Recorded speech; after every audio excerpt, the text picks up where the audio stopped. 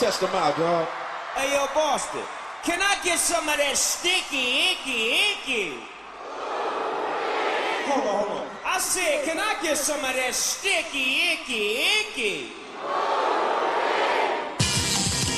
Oh, shit! Oh, yeah! If y'all know this shit, I want to hear everybody in this motherfucker singing. Come on!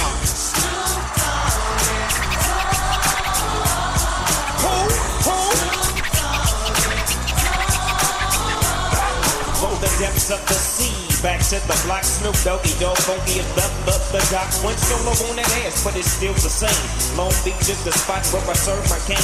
Follow me, but don't lose your grip. 9 Triz A's to get here for me to fuck up shit. So I ain't holding nothing back. And motherfucker, I got 520 sack. It's like that, and as a matter of fact. Cause I never hesitate to put a nigga on his back. Yeah, so keep out the manuscript. You see, yeah, this is a drop gangsta What's my shit. motherfucking name? What's my motherfucking name? What's up, Drake? Yo, Boston, check it. Say wow, wow, wow, yippee-yo, yippee-yay. Say wow, wow, wow, yippee-yo, yippee-yay. It's the bow to the wild when I'm creeping and crawling. Yeeky, yes, yolin'. Snoop Doggy Dogg in the motherfucking house like every day. And I'm right back up in you with Dr. Drake. And like I said, niggas can't fuck with this. And niggas can't fuck with that. Shit, I just dropped, cause you know it don't stop, Mr. 187. On the motherfucking cop, tick-tock, now with the Glock, just some nuts in the cock. Robbing motherfuckers and I kill them blood clocks. And I step through the fog and I creep through the small, cause I'm Snoop Doggy. Doggy, what's my motherfucking name? What's my motherfucking name? Lord down, y'all with us some wood. Yo, Boston, if y'all with us, this is what we want to see everybody in this motherfucker do. Come on. Now just wave your hands in the motherfucking air and wave the motherfucker like you just don't care. Yeah, roll up the dank and pour the drink and watch your stink. Cause doggies on the gang. My bank goes on swole. My shit so hit legit, now I'm on parole. Stroll with the dog pound right behind me and up in your bitch. That's where you might find me playing that G thing. She want the nigga with the biggest nuts, and guess what? He is I and I am him. I'm slim with the tilted brim. What's my motherfucking name? What's my motherfucking name?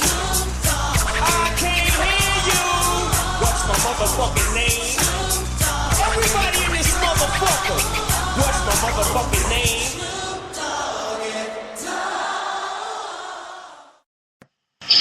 Hello and welcome to a wee Homeboys Extra we've got for you today. I'm Jason and I'm one of the regulars in the Panley Homeboys, and I've been joined with a few special guests today. Two of my regular cohorts, Mr. David Harper on the banks of the Boyne. You there, mate? Alright, man, absolutely, it's lashing down here. I'm lucky I never drunk got at McDonald's there.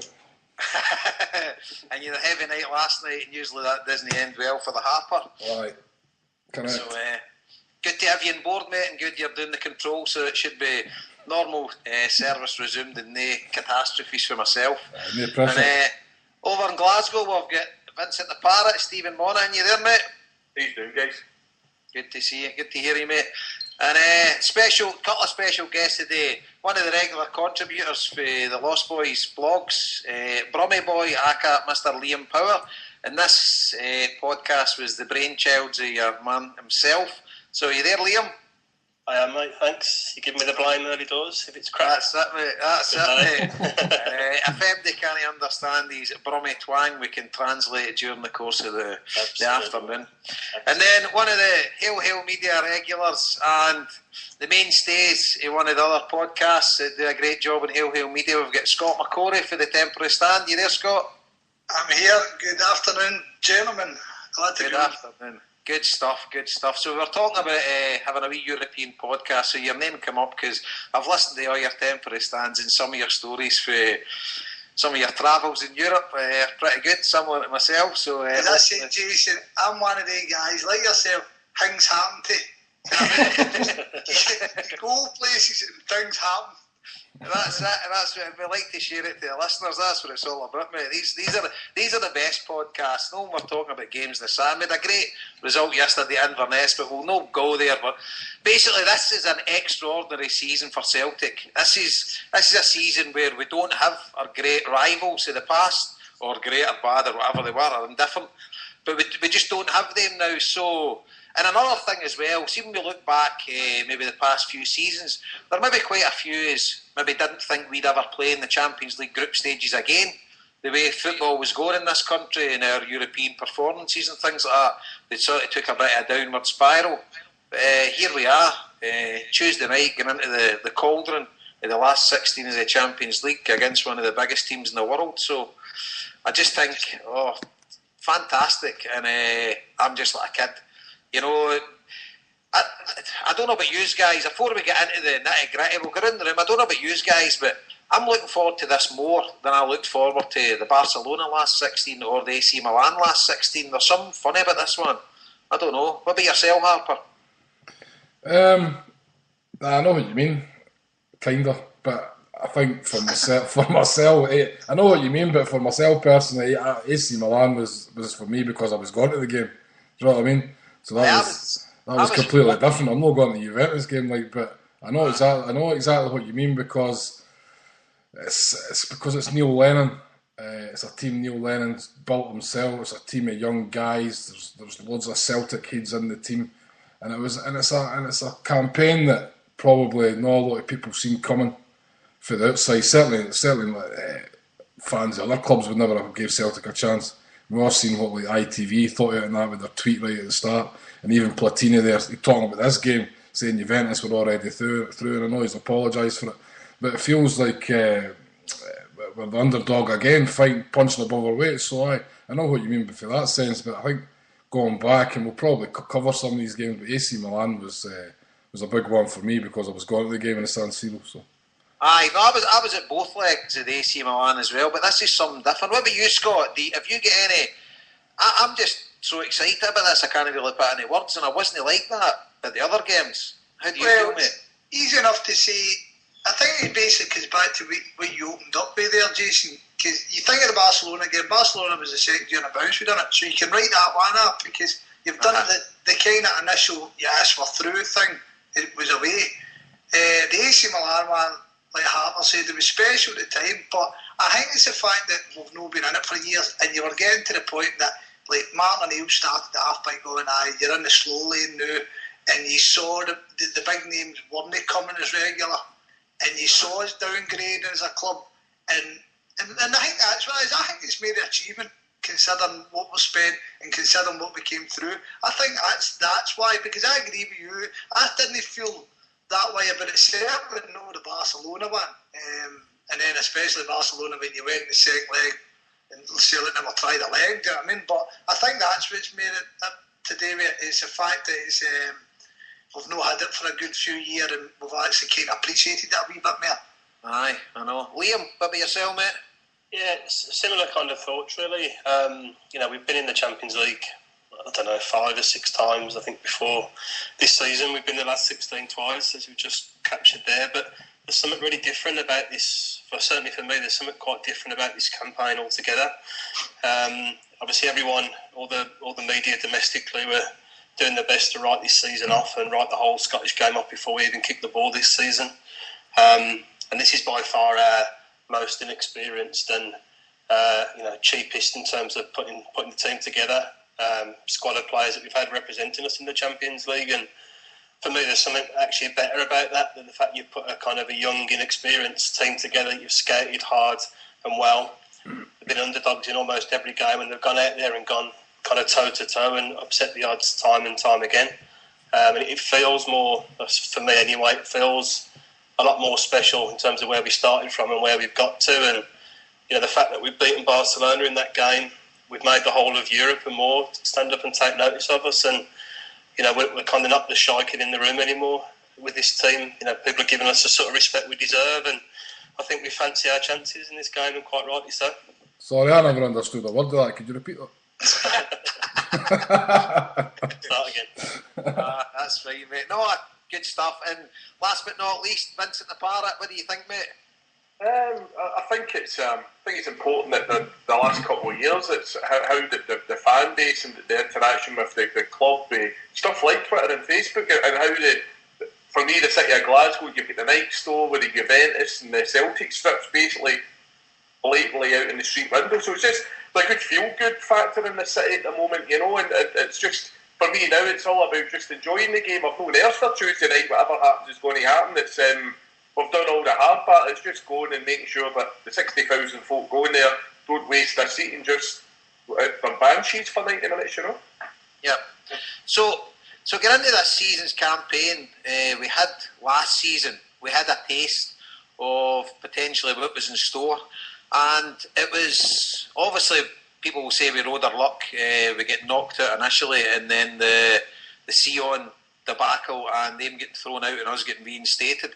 But at the end of the day, as the laws of the land go, we were the team that deserved to get through because they cheated. So that's what happened, that we had no control over it. But eventually we get put through, and then we get put into the group stages.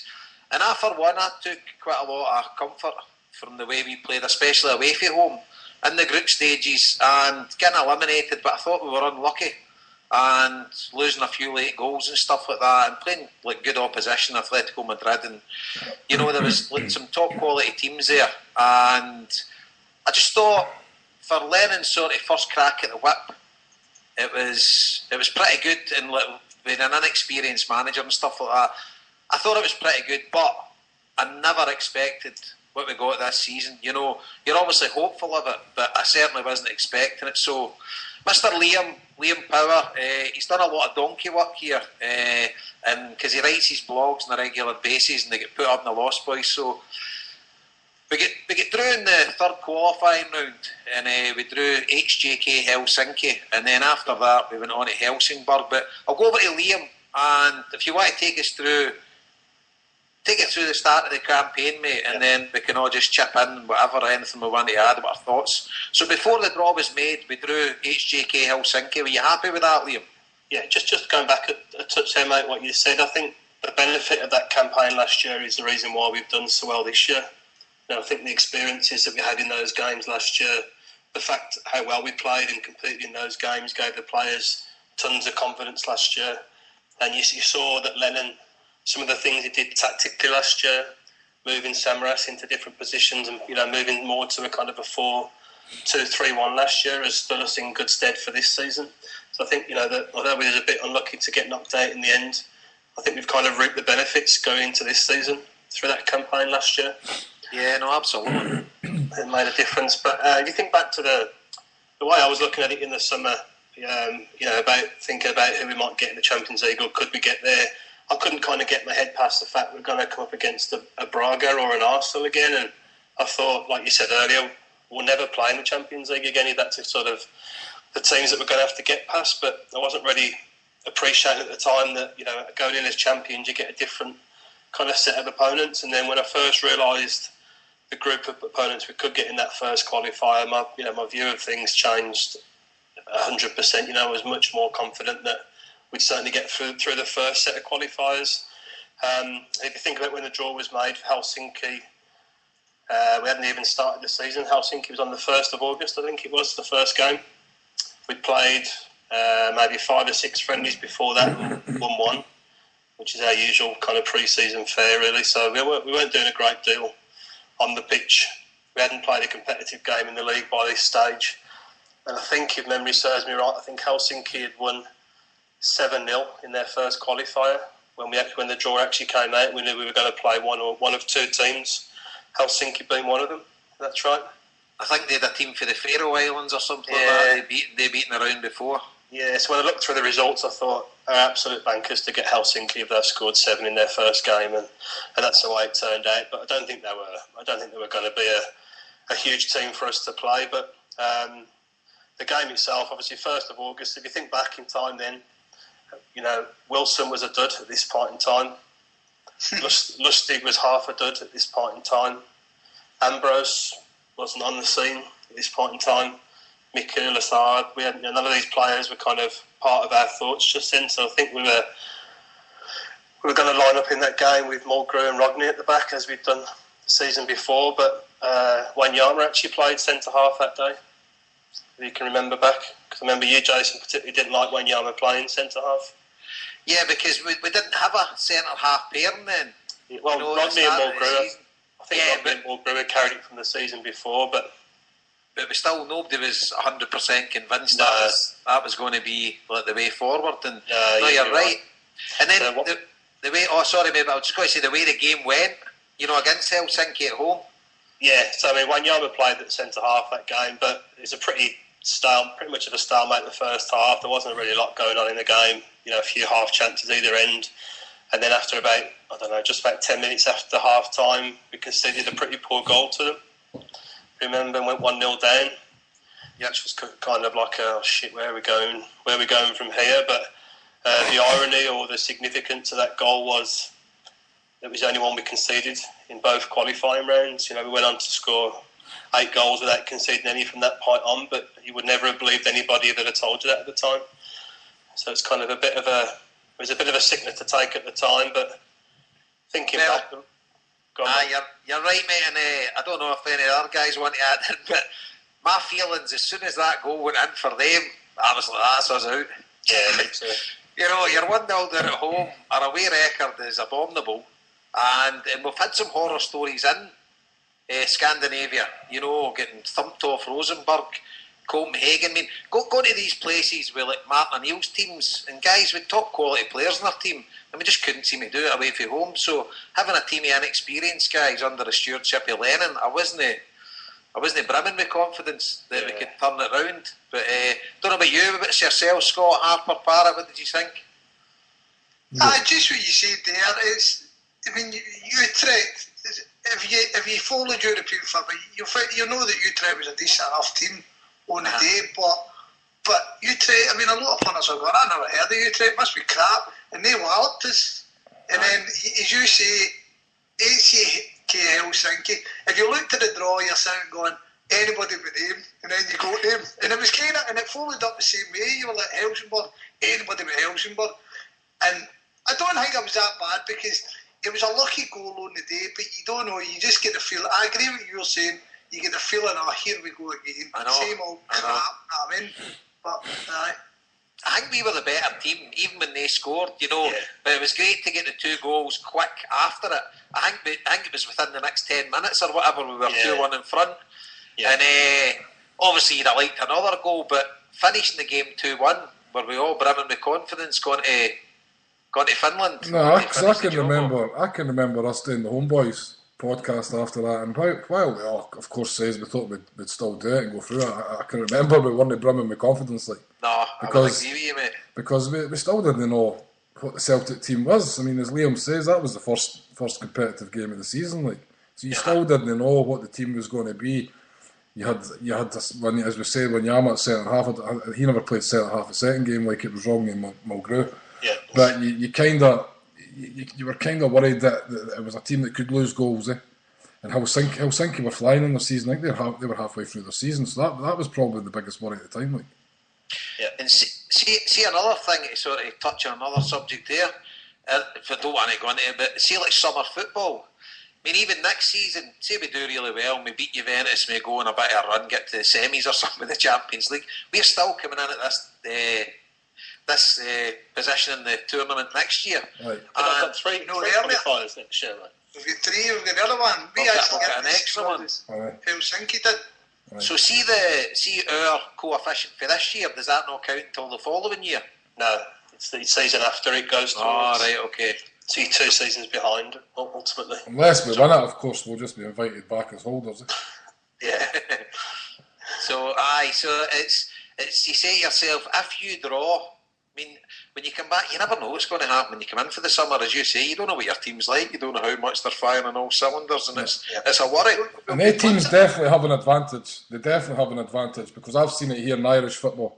Irish teams have done far, far better in Europe since they switched to summer football. And it is purely because their season's up and running. Look at Shamrock Rovers there the other season, the Champions League. Do you know what I mean? It's been far, and Drogheda had good runs in that, and it's been far, far better because of the summer league, the summer football. And their teams definitely have an advantage. You can be caught flat-footed, and you can be caught cold quite easily. It's something we look at for independence, because we live closer to Norway, Glasgow, than we do London. I mean, we are a Scandinavian country with our weather, basically, aren't we? I see it, you know what I mean? That's a fair point, mate. No parrots in Scandinavia. What's that? There's no parrots in Scandinavia. Yeah, there's always room for a bit of parrot and the sheriff somewhere. You just want to go and see the sheriff, aren't you? Oh, tease me. No, I worked in Sweden a few times. I nearly went to see Larsson's team play when he was up there, but Daya Gothenburg football hooligans got me in the poor side. That's another story. So, right, Liam. So we won 2-1. We won 2-1, yeah. We head over to Finland. Head over. So pretty much the same team, just James Forrest dropping out, Wanyama going back into midfield, and I think Thomas Rogney back in the team, which I think made a big difference for us because I think the strength of the team at the time was probably around our midfield and having the ability for Brown and Ledley to kind of to push on and influence the game going forward, and Wanyama just sitting behind them. I think we saw that evidence of that pretty quickly on in the away game.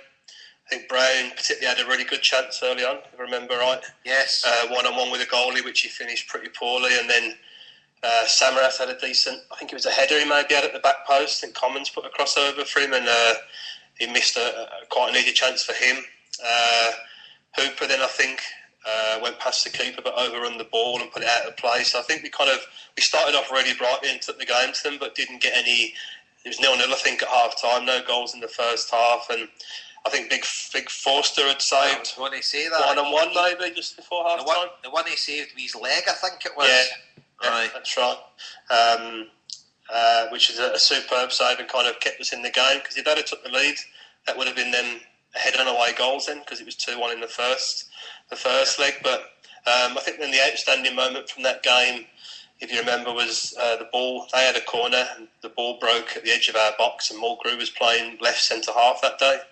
And he went on a run of about 80 yards from our box through the centre of the pitch up the right wing practically and then put the ball back and crossed it over and Ledley just sort of let the ball hit his chest and go in for the first goal.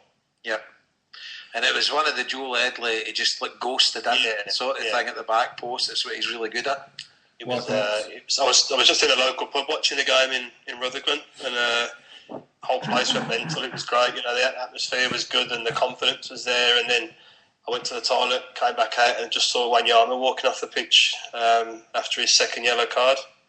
Remember he got sent off in that game? Yeah, that's right, I forgot about that. So did I. So, just reading back on it there. So I think his first one was pretty harsh, or his second one was harsh, but it was two.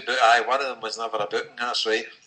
So he ended up with a second yellow card, and you're thinking, why is it with Celtic? They never ever do things just straightforward and get it done. But we were never in really too much trouble going on. And I think Samaras, Ledley had gone through and did a drag back, and Samaras had just had quite an easy finish to finish the game off at the end. Yep.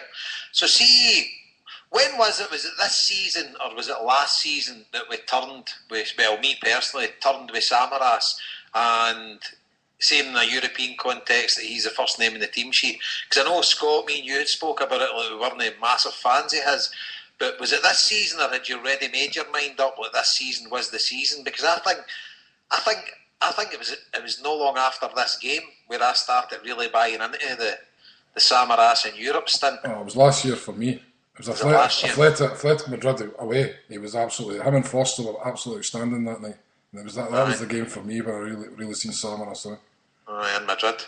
This season for me. I mean, I appreciate what you're saying, Harper, but I had a different argument with my mates that night. I thought Celtic, we allowed them easy goals and we looked slack that night against Madrid.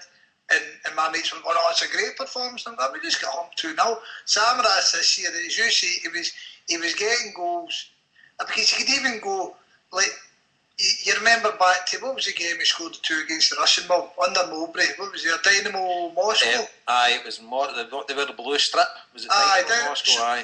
You knew he had it in him. We always knew he had it in him, but it's just when you were going to get it. This year, I agree with you. I think this year is the first year that he started. You could rely on him. Maybe take it for another view then, that I think, because Samaras got a lot of plaudits after that game last year in Madrid, and I think he fed off that, and I think he became better because he is a confidence player. We've all seen that. And I think that's when it really started to turn around for him personally. So maybe that's a slightly different way to look at it. Like. I suppose I think Lennon played a lot of that 4-2-3-1 last season though, which gave Samaras that role out on the left hand side to himself. And that's his by far his best position, and that kind of where his confidence grew from. Yeah, absolutely. But see this game we're talking about.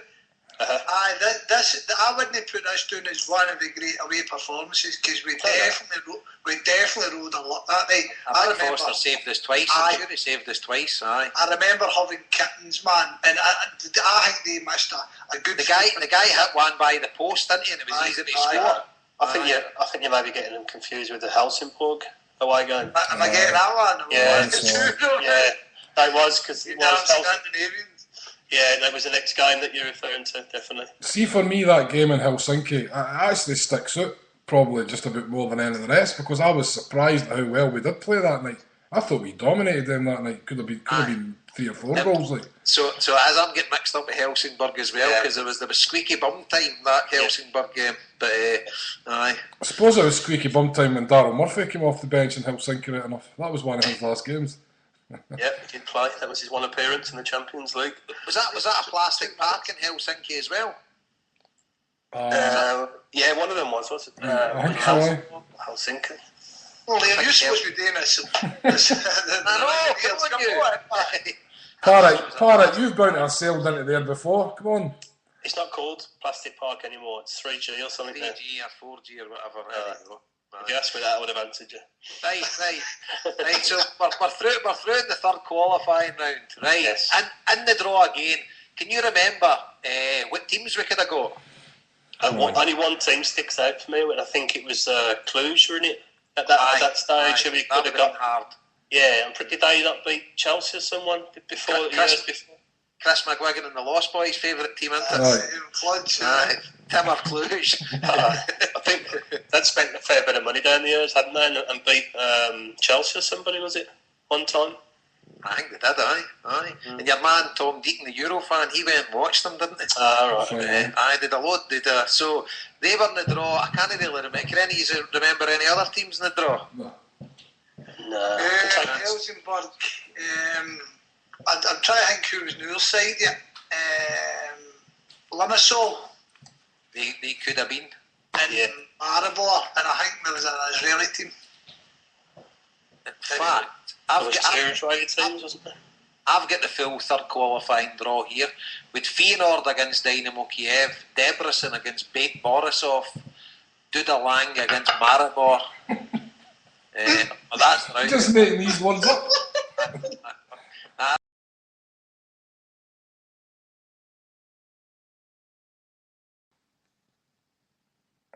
What's happened here? He's back. I'm alright. Skype cut off. It's reconnecting now. I think he's just been putting up. Just the usual patter. No, it's my end here. Like. So you done it? I'm not. It's just I just walked away. It's just shit internet, man. Is they back on? Are they back on? Yeah. Here, mate. I think Dynamo. Just waiting the parrot. That's this, man. Right. Full quarter. Carry on, Jason. Aye, so where did I get up to when I was reading out the teams? Something about Yankee Doodle or something. Dinamo Zagreb against Maribor, Braga, Udinese, Malaga, Panathinaikos. So there was a few decent teams there, but I just think the Larsen thing, with the Helsingborg thing, and to be fair, I remember personally thinking that was one of the better draws we could have got. Yeah, me too. Well, Helsingborg had battered a Polish team in the round of 4. So they did. They'd absolutely humped them. But seemingly that Polish team, I was reading up about it, they'd lost quite a load of players. Had went to the bigger leagues in Europe and stuff like that. So they were well weakened for the team the year before that won the league. Did Helsingborg not sell their main striker as well just before we played them? Aye, that's right. Aye. I think they might have done, mate. Aye. Just a few days before, but good draw for us. So there we go, Helsingborg. Take it away, Liam. Yeah, so a good draw for us. Playing away first, I thought was probably a decent thing for us as well. Although I think, Jason, you were going on about the Seville run and wanting to keep keep the order of events the same all the way through. Yeah, because that's every game in the Seville run, we played at home first and away second. So I don't buy into the myth you're better away from home first. I quite like the home first and away second, but I don't. Does it make much of a difference? I don't know. You can always, after the event, you can always be an expert. But who knows? I think it's just if you're in the sudden death, because obviously in the second leg against Juventus, if it goes into extra time and we score an away goal, it counts for double, so we get an extra chance to do that. So I think it probably does help a bit in that degree, but not so much in the earlier rounds. But to Helsingborg away, same sort of team as the previous game here, but the main thing that stuck out for me in this game was the dreaded early goal that we were all wanting to avoid, but actually Celtic managed to score that. A brilliant goal from Chris Commons, if you remember right, a half volley or a volley in the first 10 minutes of the game, and you just kind of had to pinch yourself almost to see a Celtic team doing this away from home and getting an early goal and kind of taking over the control of the game. But that didn't last too long. I think this is a game you're referring to where I think Kyle had played in this game because Wanyama was suspended from that sending off in the previous game, and whereas Wanyama had sat nicely behind Brown and Ledley, Kyle was kind of all over the shop in this game, and we'd really lost our shape in the middle of the park. They had one or two pretty good strikers as well that kept on dropping off away from our centre halves, and the centre half didn't know whether to come with them or leave them. So that kind of bit outside the area was just totally disorganised, and they had some really good chances. I think they had at least 2 one-on-ones that Big forced to save with his legs. And I'm pretty sure that was a game as well where we had a corner, the ball came back to Matthews on the halfway line. He tried to do a pass back, kind of trod on the ball.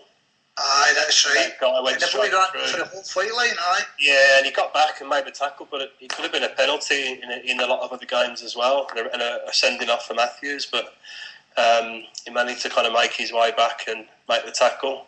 But we rode our luck massively in that game. And then in the second half, Joe Ledley went off injured quite early on in the second half. Big Wilson came on for his first Champions League start of the campaign. Mulgrew went up into midfield, I think, then at this point. And Wilson came in and played every game after from that game on.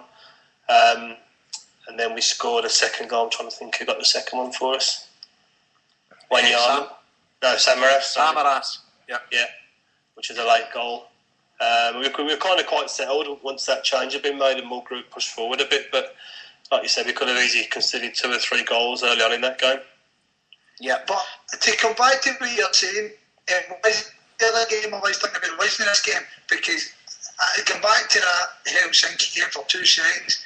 Dave did miss about 3 or 4 punches in that second half, just after the first half, because it's definitely that game I'm thinking of, because we were coming to this game, and again we go back to Samaras. See when Samaras had the ball out wide out on the left, I was screaming at the telly, just get it in, you big do. And he took a touch, knocked in, boom, and Common scored, and Big Sammy's been making an arse ever since. But you're saying that we rode our luck the whole game, that night, whole game. Yeah, aye, we did. But the thing is, when you're playing away from home first and you've got the early lead, the bit in the back of your mind saying, well, if we lost a goal here, we're still all right. You take one each away from home sort of thing. But once we get the second goal, happy days, and we were never going to, that was us qualified as far as I was concerned. There was a bit of trepidation going into that game as well, though, because we were coming off a pretty bad result in the league. Our first league game we drew, I think it was our second league game, we drew away to Ross County. Remember the noon kick-off one each, just before that game. So we scored in the last minute. But I think this is what I was saying about being a different campaign this time round. I mean, there's 3 things there. One, scoring a goal early away from home, which we don't normally do. Having a goalkeeper that's as commanding as Forster. I mean, imagine if Forster was around, Neil's team. And even to a degree when Strachan was there, I mean, obviously we had Boric there, but how far could O'Neill's team have gone with someone like Fraser Forster in goals for them? And then thirdly, getting a bit of luck in these games. Oh. Do you know, we've just never had that down the years, and getting, just marginal decisions going our way. That's why it started to feel a bit different. Like we could really do something this season. Aye, because you were sitting and things were happening, and you're going, "This isn't what happens to us." It's usually the polar opposite. Aye, I know. But I must admit that I was quite expecting nothing to happen to us because I'd sold my soul to Satan at Boa Vista away.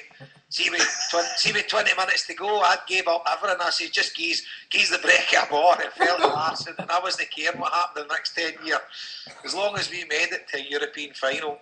So you get 10 years for us to do the same? I'd done deals with the devil and ever, and I just says, please, just give us one bloody chance. And but no, you're right. And I know people say, Scrooge next year, Leon, do they know? Oh, I know. I know we're nearly there as well. But it's just one of the things that Celtic in Europe were always gallant losers. It'd always be like you'd be. I think I went to 5 away European trips before I seen us score a goal. It was always like cheering them off the park and that, the gallant losers, and with the amazing support behind them and just no getting there. But it just all seemed to be different this year. Yeah, definitely. Right. So we went away in Helsingborg. We come back to Parkhead. Game, it was just as we would expect. It was quite easy, wasn't it? It's pretty easy, mate. I think we were fairly positive. We didn't sit back and just kind of protect the lead. Pretty positive going forward. And again, talking about bits of luck, I think Hooper's goal, the early goal, was offside, just offside when he scored it. And again, that's not the sort of decisions we normally get. But in a lot of these games, we did also hit the post and the bar a fair few times as well. So you can say it kind of evens itself out. But we were never in any danger in this game. Helsingborg offered pretty much nothing at all throughout the game. And then when we got to the kind of the last 20 minutes, the atmosphere was excellent in the stadium. If you remember, just total party time and huddles, and everyone enjoyed it. And then I think Wanyama scored maybe in the last couple of minutes from a header from a short corner. Aye, and it was you're right, doing the huddle in the Champions League, and stuff like that. Absolutely brilliant. I thought we saw the best. I thought we saw the best of Calvin Wilson in that game as well. He had a really, really good game. Samaras was kind of all over the shop, so it was kind of setting the scene for what was going to come up for us throughout the campaign. So here's the thing, right? At the start of the season, we knew it was extraordinary circumstances because we were massive favourites to win the league. We didn't have a major challenge coming for any expected area south of the river. So, as usual, we didn't have... Because maybe that's... When I'm looking back at the Barcelona and AC Milan game, while you were wrapped up in your Champions League stuff, you still had one eye in the league, and that was always taking a lot of your focus as well. But we Neil Lennon made a conscious decision at the start of the season, and all the fans and all the forums that I were on were talking about, well, we can rest players in the league, we just need to concentrate in Europe. But then, when it comes to resting players in the league, or it comes to getting the odd draw and the odd no as expected result, the fans were all started moaning, or were they? They were phoning their phone-ins and all crap like that, and on forums lambasting Lennon when he clearly said at the start of the season he was going to put full attention at the Champions League. Mm-hmm. So were you a bit betwixt and between, or were you totally delighted that we just qualified and the league would take care of itself? What about you, Harper? I don't think. Thinking back to Premier League games before Champions League games, apart from like yesterday, I think he's pretty much full strength with his teams. Like, well, maybe no the team selection. What I'm saying is we're not getting the results. Maybe the players weren't given 100%. Whatever, I don't know, but we weren't getting the expected results. We were dropping quite a few points. Well, here's maybe a wee omen for you then. The Helsingborg home game. The Saturday before, we went up to Inverness and beat Inverness 4-2, the early kick-off. Same at the weekend, so maybe that's a wee omen for Tuesday coming. And we played a reserve team as well that won 4-2. Yep. Aye, we dropped most of our players. Tony Watt scored. I don't know, I've got it here in front of me. Foster, Lustig, Wilson, Mulgrew, Izagiri, Matthews, Wanyama. You're right, Twarzik, McCourt, Hooper and Watt. Aye. So, and here's another thing, I don't know what you think, yes. Have you ever seen Neil Lennon as happy? See, we qualify for the Champions League. He put himself... Sorry, Mike, to interrupt. He put himself under so much pressure to do that, didn't he, this season? Yeah. And he came out and said that as well, that if he hadn't got to the Champions League, whether it would have had an influence on him staying or not even. Aye, and I was just absolutely delighted for the guy. You know, he put everything into it. And maybe the draws were a wee bit kind to us, and maybe we rode our luck a wee bit. But at the end of the day, we still put the ball in the net, and we done it off our own steam, and we were there. And what a great feeling it was, wasn't it? See, just sitting in work or wherever you are when that draw's getting made. Oh, it's one of the highlights of the season, isn't it? The Champions League draw. Aye. I was sitting at the dentist. I had to get an emergency dentist appointment that morning. I'd been up all night with toothache. I mean agony. I had to get an emergency dentist appointment, and it was 10 minutes before the draw was starting. I had to tape it on the Sky Plus and switch my phone off and everything so I could come down and watch it like it was live without knowing the draw and all that. It was a nightmare for me. So where was the parrot in all this? Where were you, mate? Were you in GCHQ? I've been in there actually. I shouldn't say that like no, I had all my tellies flashed up and monitors going, you know, Alex O'Henley tweeting me, letting me know what was happening. No, it's a very... I find our sport now is just mirroring to like American sport with the transfer window being like the draft and stuff. It's all built up and all built up, and it'll be interesting with media companies like Sky trying to balance how good the EPL is, with Celtic being in the last 16 and teams like Chelsea already being knocked out. Aye, interesting stuff. And there was a good article in The Guardian, I don't know if it was yesterday or the day before, somebody bumming up Celtic about the way our business model is and stuff like that, and how we're putting a lot of English clubs to shame with the model that we've got at the minute with John Park and things like that. It was very complimentary Celtic, so it's pretty good. And obviously that's a UK broadsheet, and it's a decent paper as well. So talking about the media as well, Jason, like it's me being in Ireland, it's been interesting this year where RTE have picked to show the Celtic game before an English game, like maybe Chelsea or Man United have been playing the same night. And years past, they were guaranteed to be on no matter what. And they've actually picked Celtic games over, maybe because Barcelona, of course, but I think maybe the Spartak game as well was picked over an English game. So it's been interesting here in Ireland that RTE have devoted a lot of time to Celtic this year as well. Right, okay. So, that's us, we're in the Champions League, waiting in the draw, everybody's got their computer up with EasyJet flights, you know, Europe, see where we're going to go and stuff like that. So, what did we think of the draw? Were we happy? Jason, wait. Yeah. Can you remember the whole thing about before the draw starts is everybody's made their wee lists who they want. Aye. Do you know what I mean? Because I think I'd be right in saying nobody wanted Barcelona, just in the fact that Barcelona again. Yep. I mean, what was your kind of idea of teams that you would have loved to have got? Like, well, I think every year a draw gets made if we're in the Champions League. The first team that I want to draw is Real Madrid. Mm-hmm. I'm the same. I think nearly every Celtic fan wants to play Real Madrid. I'm the same, aye. We don't like them, but we want to go there because they are sort of one of the biggest clubs in the world, obviously. Great stadium, and just we've done Barcelona that many times that Madrid would be excellent for us. So, Real Madrid, that's up there at the top. And then after that, I don't know, Roma or Lazio, if they're in the draw, you know, a lot of the times they aren't. But I'd like to go to Rome. I know it's a bit dodgy and stuff like that. But Rome would be one of the cities I'd like to go and see Celtic play in. Mm-hmm. After that, I've been to most of the places. I'd love to go back if Sevilla or Real Betis were in it. You know, I'd love to go back to Sevilla again. Obviously, relive the happy memories. But other than that, Germany's probably the best place you go to watch football. I've seen Celtic play in Germany 3 times, and German culture and stuff like that. It's just everything's built around drinking beer and watching football. Right. You know, so it doesn't get much better than that. What about you, Scott? What was your? Schalke was my choice. Even when Schalke get through, I wanted Schalke. He didn't really want to touch Dortmund, did he? Because Dortmund were minted and Bayern Munich looked good. But for the trip wise, you'd take it. I'd been to Munich. You'd probably been to Munich yourself. I've been to Munich, and I thought Munich was brilliant. And the fact that they did that fancy that super duper new stadium and all kind of went, it wouldn't be bad. Germany. I didn't want nothing to do with Barcelona, didn't want nothing to do with Benfica, didn't want nothing to do with Spartak Moscow. I was spewing when the draw came out.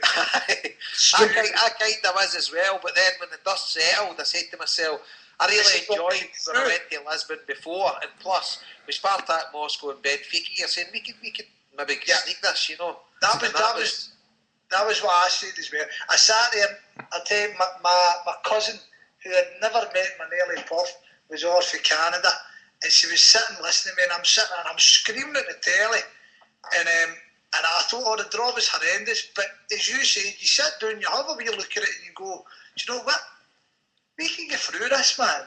Aye. And sure enough, turns out Scotty was right again. Do you know what? Do you know the thing about getting through is always kind of seems to be a second thought though. You make your list on places you want to go rather than teams that you think you can beat. But for us, it's a victory just getting there. You know, the club's guaranteed something like 10 million quid. Puts you in a wee bit of a decent position for the following season, and you can get 3 good trips away. Mm-hmm. You know, with your mates and stuff like that. Well, potentially 3 if you're not married and you're still living a good life. But and we myself and Liam, we'd a list, didn't we? We'd a squaddies on an email, and we'd a list that. I think Real Madrid was at the top, wasn't it? Yeah. And I don't know, was Bayern Munich up there, Schalke was up there. Germany, anyone in Germany. Anywhere in Germany, aye. And Barca was a good bit down, and Benfica was a good bit down. But when the draw was made, I think with the timescales, Benfica was the one we were going to, wasn't it? Straight away, we all kind of agreed to go to Lisbon again, and that great trip again, absolutely fantastic. But so, do you want to batter through the games then? Then we'll sort of interject at any point. So the draw's made. First game, I'll add a wee bit here before we start. First game, Benfica at home. So to me personally, we drew Benfica at home, then Spartak Moscow away. So that could have worked 2 ways. To me, it was the pressure was on. Because our first 2 games, if we take no points for them, we're out. You know, because most sane-minded people had wrote off the 2 Barcelona games. But you're saying to yourself, the games the game you would fancy winning more than any would maybe be Spartak at home. And then your second favourite game would be Benfica at home. And the away game you would suggest that you could take points from would be Spartak away. So right away we were getting Benfica at home and Spartak Moscow away.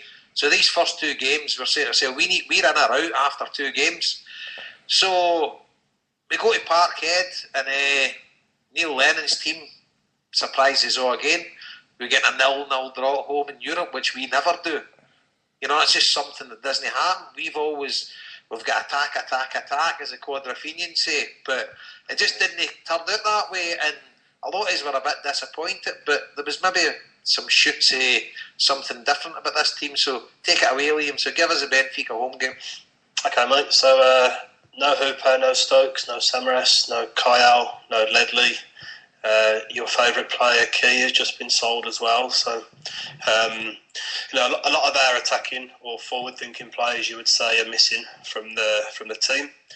10 Champions League debutants in the team as well. At group stage level, I think Scott Brown was the only one with any experience of playing at that level. I think this was Miku's maybe his second game. We saw his first start, and he ended up being deployed on his own up front. Just barely in the door at the club as well. So I think when you take all that into account, it's not surprising that we didn't really offer a massive threat during the game. But I remember, same as you, Jason, I wrote quite soon after the game that I thought it was an opportunity lost for us. Benfica were more than comfortable and more than happy to take a point from the game. As the game progressed, they were just kind of retreating into their shell a little bit and sitting back more and more, happy to settle for the point. But we just didn't have the personnel in the team that could kind of create anything and get behind them. James Forrest was really poor in that game, if I remember, whether he was fit or injured, but he didn't offer anything. Lustig had his first start for us. I think he played centre half that day. He had a very good game. But just as the game was progressing, I just thought we really could have took 3 points here if we had anything in our locker going forward, but we just didn't have the bodies on the pitch or on the bench that was going to do anything. I just thought, in the bigger picture, if we're going to get through here, we need 7 points from our home games, and to drop 2 of them here is going to make that almost impossible. But obviously, little did I know at that point in time. Do you know, I think that game, there was, when you were watching it, there was a sort of frustration at the fact that you did think they were there for the taking. But it was weird in the sense that, as you say, Benfica were happy with the point, so you couldn't really gauge how good a side Benfica were. They probably had other gears that could have went up. Like, do you know what I mean? And it was, I think there was a wee bit of fear factor in that. We definitely didn't want to lose that game at Celtic Park. Jason, like you says, the first game you need to get someone at it, and it was a weird game in that sense that we were happy not to be beat, and Benfica were happy with the point. Like, aye, and it was. Sorry, Liam, on you go, mate. Just saying, just back to the previous times we played Benfica, and I think all the games were the same. You know, we won fairly comfortably at home, and we were well beaten every time we played them away. And they probably just thought, well, a point at Parkhead for them, added to an away win or a home win for them, gives them the advantage over us, which I think was probably a lot of their thinking. Yep. And another point about this game is to say I see against top quality teams, we don't play like a defensive. We don't draw 0-0. It just doesn't happen in Europe with us drawing 0-0 with top quality opposition. You know that we've always got a period in the game where the crowd's right behind it and we're mentally attacking and everybody's firing up and it's just insane. But that didn't happen. That game is totally different for anything that's been going to anybody that's going to watch Celtic for a sustained period in Europe has never seen a game like that before. And I think maybe Kelvin Wilson. That was when we started saying this guy's pretty good. You know, if we'd all have been sold at the summer. Well, most of us, I would have anyway. But this is maybe we said that we are. This is when I sort of coined the phrase. We're a different animal, and it was just different for any. I don't know. What do you think, Stephen? Do you think it was different for any Celtic performance you'd expected at home in Europe, Champions League? No. Just before, that's not when you coined that phrase. No, it was a Spartak game away, but that's when I thought about it. Oh, right, yeah. That's when I thought about it. It happened actually on a Neil's in the Merchant City with Liam. Yeah, we're coming to that. Stephen, Parrott, what did you think about the Benfica home game? I think Benfica were an excellent team. Obviously what they'd spent and players proved it, but they were a bit of a paradox because they were just vibed about the place and the game was getting broken up and me personally, it was probably it was a very difficult game to watch, obviously being in the stadium and stuff. It was frustrating because any time the crowd were trying to get going, they were rolling about the place, etc. And you wouldn't mind it if it was a Carlos kickaball team, but you knew these guys could play football, you know, and maybe it wasn't such a bad thing that they went with those sort of tactics and mindset. Maybe it was a bit of respect to Celtic that they went down that avenue of playing the way they did. Do you think Benfica let us off the hook a wee bit that night? I do. Personally, they were a great team. I'd say they were better than Barcelona at Parkhead, to be honest with you. I we were there for the take for them, to be honest with you. If you think they left Big Cardozo on the bench, which I could not believe that when they got into the stadium. I know. He came on in 63 minutes. He came on about after an hour. But because that was exactly. What did you think yourself, Scott, after then? Were you disappointed? Were you happy? Were you... Exactly what you guys have all said. I felt they came to Celtic Park remembering the last two games, thinking if we pull a draw here, this will be a good result. Celtic went in, we can't lose, and you had two teams who I think at the end of the game went, we missed a chance here. I think they went away kind of going, see, if we went to them, we could have got on, and Celtic had gone, well, if we'd pushed it, we'd have probably got a result. But hindsight's a beautiful thing because it worked out well for us. But after the game, I was quite concerned about it. I thought, what's the point being in the bloody group if we're not going to get a go? Cardozo being on the bench, as you say, was a big shot. I've always been a fan of Pablo Aimar. I don't think he's hit the heights that you really should. But Pablo Aimar was basically playing between Rodrigo up top and Gaetan, which kind of summed up. They were happy to hold possession in our half. Do you know what I mean? My initial thoughts was that it was really disappointing to come away. I know we're going to come to the Juventus game later on, but I can see the same happening on Tuesday. I really can. I've been thinking that as well, and I wouldn't be too disappointed, to be honest with you. No, but I'm sure we'll talk about it. But I think this game and the thinking of the two teams could be replicated on Tuesday. That's just the way I think. See, the thing that sums it up as well a wee bit, you keep mentioning Cardoza being on the bench. Gary Hooper was on the bench for us.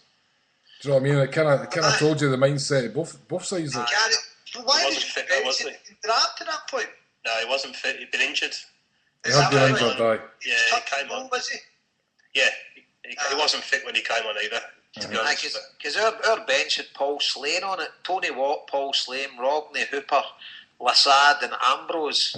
So Big Effie, obviously he had not been long signed, but I can't even mind Ambrose being there that early. Do you know what?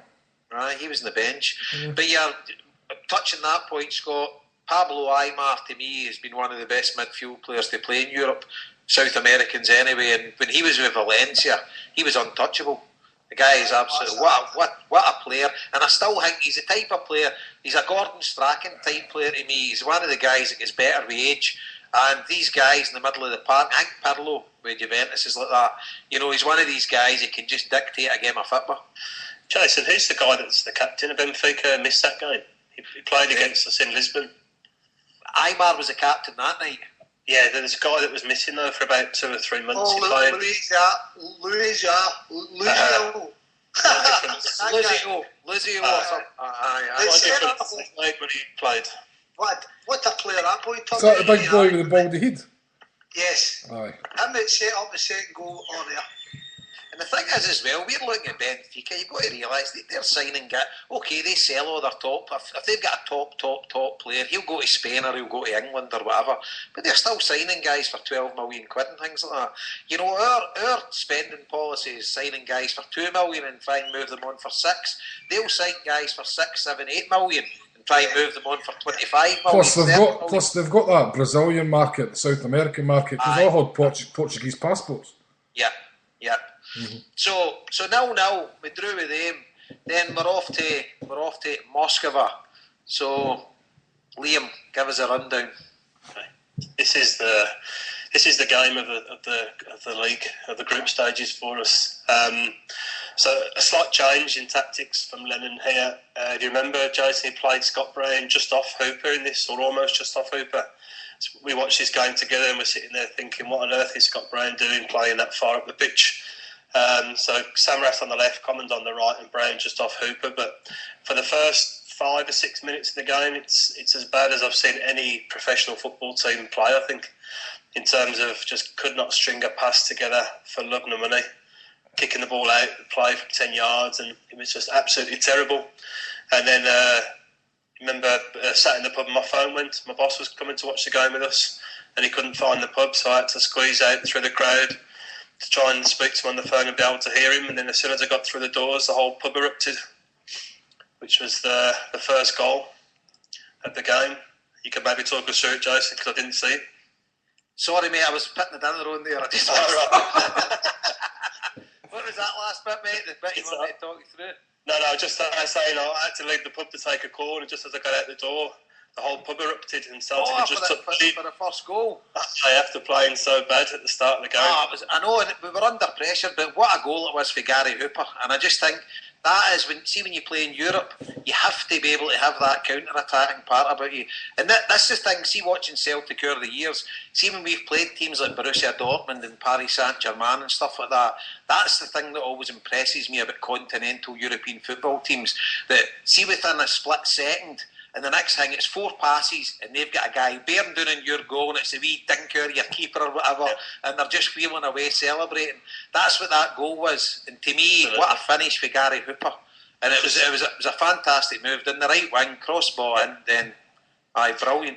Something significant in that move as well. Again, talking about luck, but Wanyama, technically you could argue 50-50, both feet off the ground, winning that ball in the middle of the park. That was a Bobo Baldi, and another time could have easily been a straight red card because the referee was absolutely shocking that night. It was terrible. But he won the ball, passed it to Lustig up the wing, and a fantastic cross for Hooper. That was Hooper's third goal in the Champions League at that stage, and every one of them almost a carbon copy, a cross in from either flank, and he doesn't need a touch. He can put the ball away first time, and that's why he's so valuable to us for the qualities of his finishing. Aye. And then that's when I coined the phrase "different animal," and I'm telling you, we'll win here, and the pub was going mental, but I sort of believed it, but in the back of your mind, you're saying that's not really going to happen, is it? So just after that goal, if you remember, Commons was taken down the box as well, which was a clear penalty that we never got. And one thing that stuck out for me, remember Scott Brown getting elbowed in the face at least twice in that first half. He was clearly targeted by the team, and it shows a difference in this season. Didn't react either time, even though the referee was kind of 10 yards away both times. Wanyama then got booked for a bloke who just tripped over his own feet. Wanyama was nowhere near him. Like I say, the referee was just totally shocking. And then, Jason, that's when, just coming up to half time, you were starting on your different animal expression and talking about how this team have got it in them to win the Champions League, let alone the first away game. And then there was a straight ball over the two centre halves, a touch, and then boom, that was the goal. I know. I think Forster had made a total balls up of the clearance in the first place, hadn't he? He did. What a finish it was for the guy, but it was avoidable. It was terrible for us at the back. It was some ball in. And that Emenenke, it was a quality finish, absolutely top draw. But gutted. That took us into half time, and then I think it was only maybe 5 or 10 minutes after the restart, and we had 3 or 4 chances to clear the ball, kind of bobbled around the box, and that was us 2-1 down, and that felt much more like what we'd experienced down the years watching Celtic play in Europe. But before we kind of got settled into that negativity, the team responded fairly quickly, and we're pretty positive, and I think it was maybe more Grew, if I remember rightly, put the ball through to Hooper, clean through 1-on-1, and the guy took him out, and the world just stopped, and the whole play stopped, and the referee was just doing nothing at all. Remember? That's right. And we thought he booked Hooper for diving. He took him about 2 minutes to give the guy the red card. Everyone's like, what's going on? What you're sick as well, because although they're down to 10 men, you're saying what you would have done for a penalty. Totally, man. And it's like, aye. Hooper would, but this again a bit of a compliment to Lennon, but didn't hang about. Got James Forrest on, took Wanyama off, who'd been booked, gave us that another option out on the right hand side, and contributed to a goal pretty soon afterwards. I think it was an own goal, wasn't it? But Forrest had kind of shot on target and he'd come back off the guy and gone in. Aye.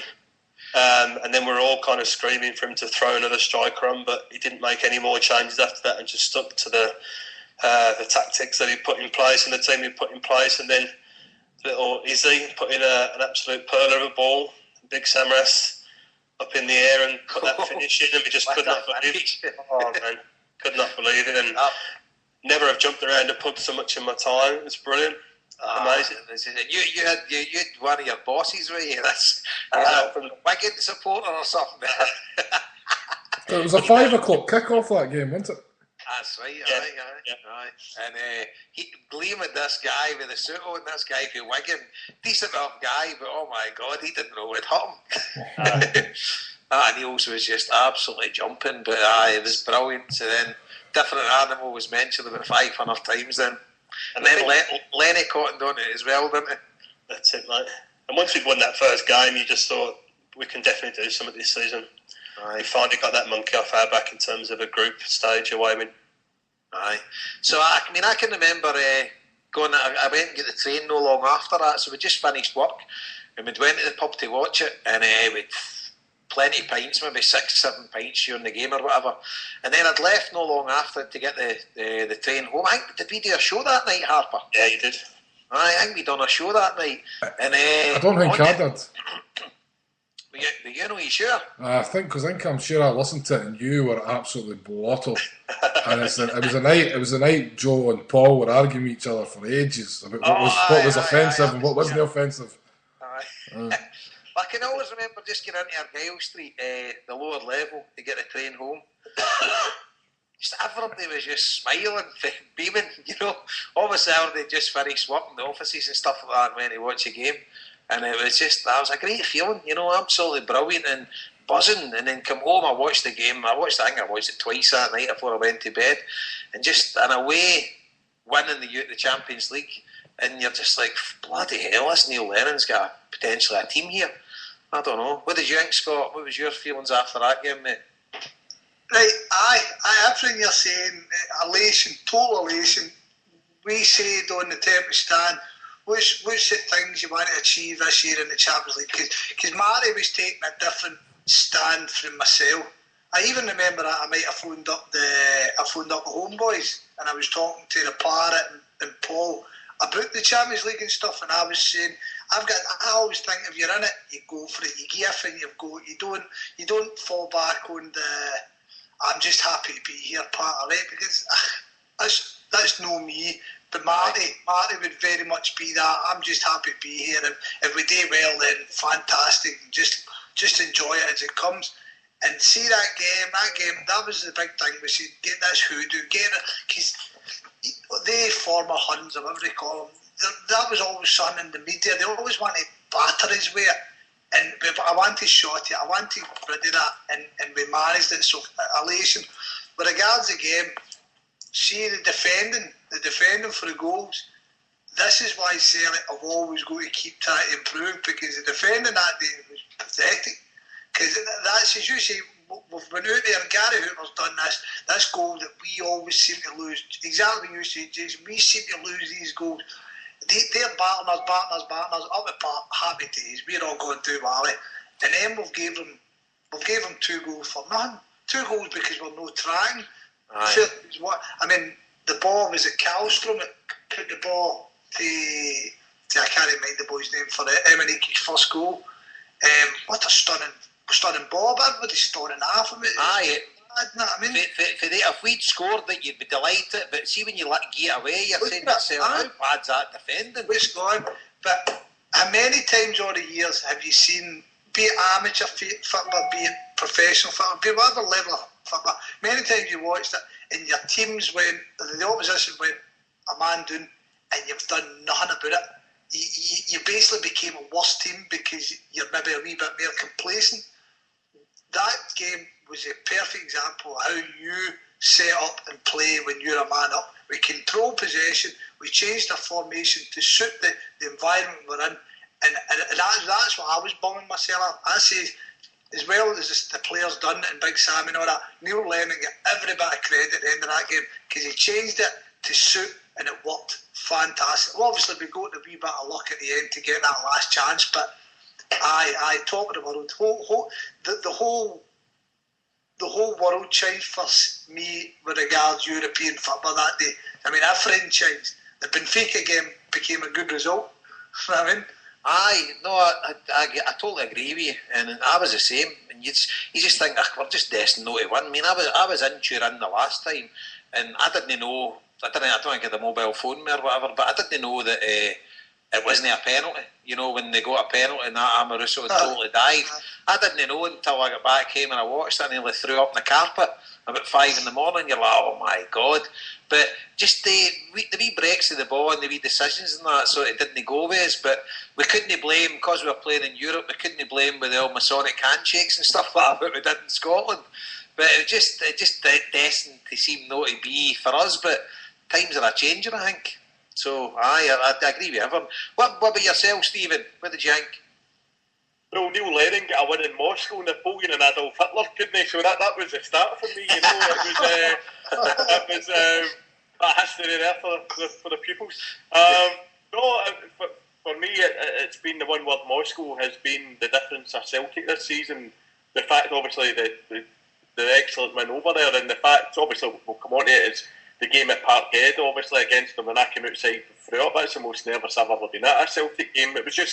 It was excellent, and what we've got to remember is as we say, we look at all these teams we're playing against, and we look at, although we think it's probably the best ever Celtic squad I've seen in my life, but these teams have got £20 million players sitting on the bench, period, in every position. So you look at maybe 10 years ago or 11 years ago, whenever it was now, or 9 years ago, beg your pardon, when Jose Mourinho took Porto for winning the UEFA Cup and saw nobody bothered their arse over it. to the next season they won the Champions League and they kept that team together. And obviously how Celtic operated last year in the UEFA Cup, obviously we never got as far as we maybe could have done or should have done. And this season, it's nothing to lose for me now. But yeah, Moscow's pivotal to me about everything the whole season's been made up of. Aye, I agree, mate. I agree. You any add there, Harper? No, not really. Just probably everything you have said. But I think it was good to see when we went 2-1 down that we never folded. Do you know what I mean? And we could come back in the game. We played our way back in the game. I know Lennon changed stuff in that, but we didn't panic. Whereas before, you kind of thought, years gone by, you going 2-1 down away for home, you'd be like that's it, it's gone, the chance is gone. But no, this time we played our way back into it, and I suppose that's where your phrase comes from, Jason. It's completely different this year. And that was one of the best things about for me. And you were like, it's in a way we're in Europe, and although we like to say we don't care what the media says, as Scott says, that was that taking off the list, that was that monkey off the back, like, do you know what I mean? So and it's exactly just everything you said. It changed that Benfica result into a good result, and suddenly, because the thing about having Barcelona in your group, right? As much as writing off sort of before the games, you write off the Barcelona games. You're also thinking Barcelona's got to beat everybody else as well. So all you've got to do really is be better than the other two teams. Do you know what I mean? Because you're thinking Barcelona's just got to win every game, sort of thing. You kind of look at it that way.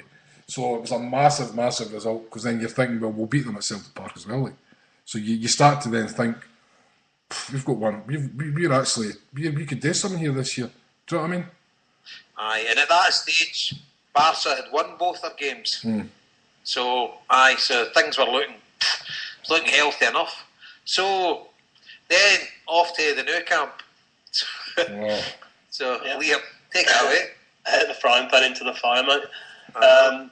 Okay, so off to Barcelona, change of tactics again, 2 solid banks of 4, and then I think Samaras just playing off Hooper up top. As we know, Lennon just totally conceding the flanks to Barcelona, happy to let them have the ball out there, and just fire crosses in, which they don't do, so we know they're going to try and play through us. But if you remember back, they had loads of injuries, Barcelona did at the back. I think they had Mascherano and Bartra maybe playing at centre half, and Alves wasn't playing either, so they had Adriano and Alba, I think, was playing. And I just was totally convinced that we would score at least 1 goal, if not more, out there, because we had, I think, I was chatting to somebody, I think we had 6 or 7 or maybe even 8 6-foot players in our team that day, out with the goalkeeper as well. And I know it was talked about on the HomeBhoys about the odds on us getting the first goal scorer. Right. It's totally ridiculous odds we were getting. I think I'd bet on Samaras for that game.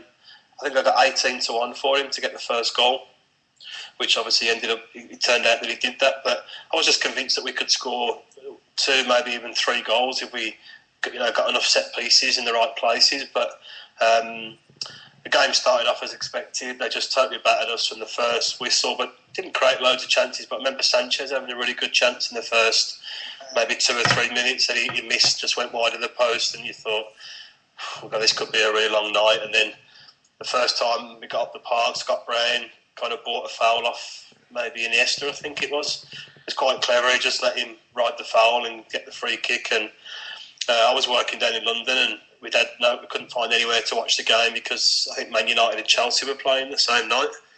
And luckily we managed to get it on in the hotel bar, and it was full of Chelsea fans who got there after us, who weren't happy that their game wasn't on. But with that first free kick, I was absolutely convinced that we were going to score, and then straight in the goal via Mascherano, I think it was, to give us the lead. And you thought, this is really turned into a fairy tale, this campaign altogether. And you kind of you're having to look at the screen twice when you're seeing that we're 1-0 up in the new camp against them. But then I think Samaras came off not too long after the goal, maybe 10 minutes before half time. It came off just 43 minutes, I think. Right, okay. And I just felt that once he came off, our chances took a massive dip there, just in terms of an outball to take a bit of pressure off. But we defended magnificently that first half, and then if you remember the goal, I think was it Iniesta scored the goal for them, the first one. He scored right in half time. But instead of speed of passing for that goal, I mean, as good as we defended, the speed of one-touch passing was almost undefendable. and just half a minute before half time or whatever, you were gutted to see that ball go in the back of the net. And second half was pretty much the same story, but I felt harsh saying this, but I was a bit disappointed that I didn't think we used the ball very well in the second half, and we had a few chances to break. Our set pieces were untypically poor in that second half as well, but we still defended to the death, amazingly well. And then, that cruel goal in the last, whatever it was, 93rd minute, I think 94. It was. 94.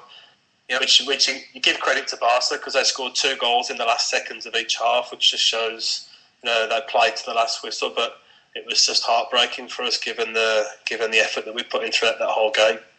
Aye. No, I agree with nearly everything you said, apart from the bit at the start. You actually said that you believe Celtic could score 2 or 3 goals that night. I did, yeah, I did. Oh, no, I mean that's from set pieces. Aye, I know, but I mean, you're talking about the best team that's ever lived. After the game, fair enough, maybe, but before the game, I had loads of bets on myself. So I bet Samaras also, because it was crazy odds, like 20-1 and things like that. I bet Celtic half-time, full-time, and all this kind of stuff. But, I mean, really and honestly, I could have seen us getting beat about 6-0. I was quietly confident and thinking we could have done something, but saying we could score 2 and 3 goals, but I'm not down crying you. I'm just sort of in admiration about the positivity. I think in my blog the week before I'd said I think we'll get beat 4-2 or 5-2. Aye. I didn't say we were going to win, but I still thought if we get the chances we've got from set pieces, they just can't mark us. They just haven't got the bodies there, and we get a couple of goals. But I didn't think we'd win the game through those couple of goals, but we could definitely get at them. I think. See, at the end, I was absolutely devastated. See, when that went in, devastated, and it was like I couldn't really put it in words. It was because we'd put so much into the game, and all right, we weren't attacking, we weren't taking the game to them. I mean, you're seeing Barcelona, but they won 6-1 yesterday or whatever, this morning, and I mean they regularly hump every team in Spain. But I say to myself, if Neil Lennon could manage those teams in Spain, they wouldn't get beat that against Barcelona, because they're a one-trick pony, but that one trick is the best trick that's ever been in football. But they don't change. They do not. They've only got Plan A. They don't have Plan B. Plan A is unbelievably good. But if you're willing to let them play football against you, they will rip you apart. But we didn't let them play football against us. We tried to force them down the wings, but they always come inside. And I just think Neil Lennon got his tactics absolutely spot on, and I was proud of the team at the end, because who we are compared to them, the money they spend and stuff like that, the wages they pay, we shouldn't even be in the same park as them. Yeah. I don't know, Scott, Harper, Stephen, you want to add in? I suppose myself then, same at the end. There's been a few things when you think back, bad moments as a Celtic fan, and probably the worst I ever felt was when we got beat for F Rovers in the Cup, and then Black Sunday as well was up there. And I think I felt as bad as that at the end of the game, because it was such an elation to be holding, as you say, the best team in the world, to be doing it on the world stage. And that is a game that's getting watched all over the world. Make no bones about it. Like, in Barcelona play, people watch. We've said that plenty of times in the HomeBhoys show. Like. So you were sitting there with your chest sticking out. You know what I mean? You were proud as punch watching that team, and it was to get it taken away, to get the rug pulled under you at the end of that was absolute. I can remember my wife sitting, and she didn't even speak to me. She knew. I just sat there in silence, and I just eventually got up and went to my bed. I didn't even speak, and she didn't speak to me. She just knew. And there was another thing that annoyed me that night as well, because I had Samaras for first scorer with William Hills, and they never paid it till about an hour and a half after the game. And everybody was telling me on Twitter. I can remember Marty was sending me messages going, everybody's paid it. William Hills wasn't paying it. I was booting the bed. That was pissing me off and all, because it was gone down as an own goal in some places and that. So, but no, that was the thing. And that feeling will pale away because of the campaign that we've had. And it'll no stick as one of the. It'll no stick in my. If you ask me 10 years down the line for my top 10 worst moments of Celtic fans, that'll have disappeared. But this mean at that time, And that's the kind of devastation I felt at that time. It'll no stick in my memory like Black Sunday and Rafe Rover and stuff like that. But at that time, I've never felt as bad in a long, long time as a Celtic fan sitting there. Just because you were so elated and you're just going, please, just another 10 seconds. You know what I mean? And then it was gone. It was like, my whole world collapsed at that minute. Like. I know. Gutted. What about yourself, Scott? Aye, very much what you're all saying. See on the night, and I never thought about it at the time. And then you've all been there, the games, everyone has been there, that you're so engrossed in the game that Celtic could have been playing the worst game of football ever, but to us we were being fantastic, right? And it was with hindsight when I walked away and I looked at it, I went home and I watched it the whole game next day, and I've honestly, see if Celtic had been a wee bit better, we would have possibly won, more likely go a draw. Gary Hooper on the night, while he bust his arse, totally bust it, his possession was very poor. The ball was bouncing off him. I thought Mulgrew was a man down. I thought Wanyama was terrible. The defence, everyone in the defence, to a man, outstanding. But I felt the guys let him down. I've said it on the tape stand a couple of times. See, getting the injuries like we did. Because remember Scott Brown came off in the game, he was gubbed, and Samaras got injured. I felt had we been allowed to make subs to benefit the team rather than to help the team. Rather than enforced subs, aye. Do you know what I mean? Aye. If we could have brought Hooper off and brought on a Miku, because Miku, again, with hindsight, showed in the return game that he can control the ball and he's very tidy, and that was exactly what we needed. I felt wee Forrest didn't do as great as he could have done. He was getting the ball and he was breaking away. But at the time, I was at the game. I think I'd sobered up at that point, and you're 100%. You did two overwhelming emotions sitting rattling your head. Total disappointment, but ultimate pride in how your team have done. Do you know what I mean? And nobody could have told me that we were parting the bus and all that, because what it looked like to me, and again what we proved down the line, is we set up a plan, and the plan worked to an extent. Aye, it did. So getting back here, you were at the game, Scott, so I'll tell you what, see feeling that I've been to the Nou Camp a few times, but see that Celtic support, I wasn't there, but see that night, that's the biggest Celtic support I've ever seen there. It was phenomenal. Well, that was, again, going back to what you were saying earlier on, we decided that Barcelona was the trip we were going to go to. I think one of the boys hadn't been. I've been to all the Barcelona trips in recent time. So you've got all the different emotions. You've got the original one where we put Barcelona out.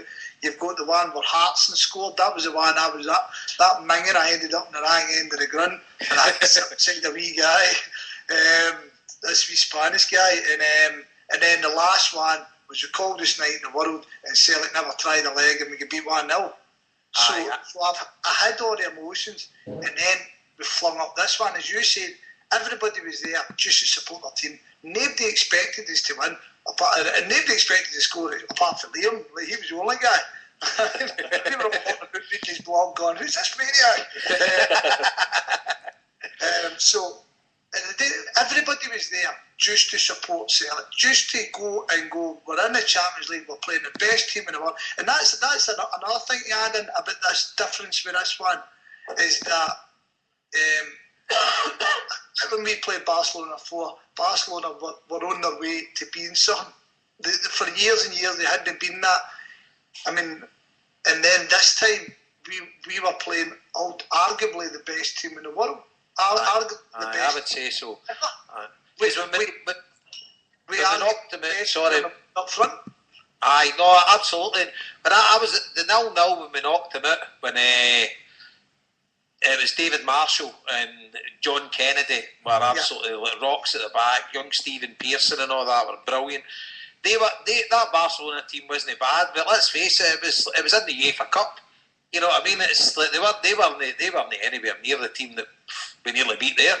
You know, the team that did beat at Parkhead, but the team that gets a near there, they were nowhere near as good as that team. And they battered us in the second half, or the full game, you know, how we get out a 0-0, I don't know. That time we knocked them out, it was brilliant. But, you're right, you went and seen the creme de la creme. That's, to me, it's up there. It's arguably the best team that's ever played a game of football, including the international teams. That Barcelona team, I disagree strongly there, mate, to be honest with you. Aye, 100%. I think they've reinvented football.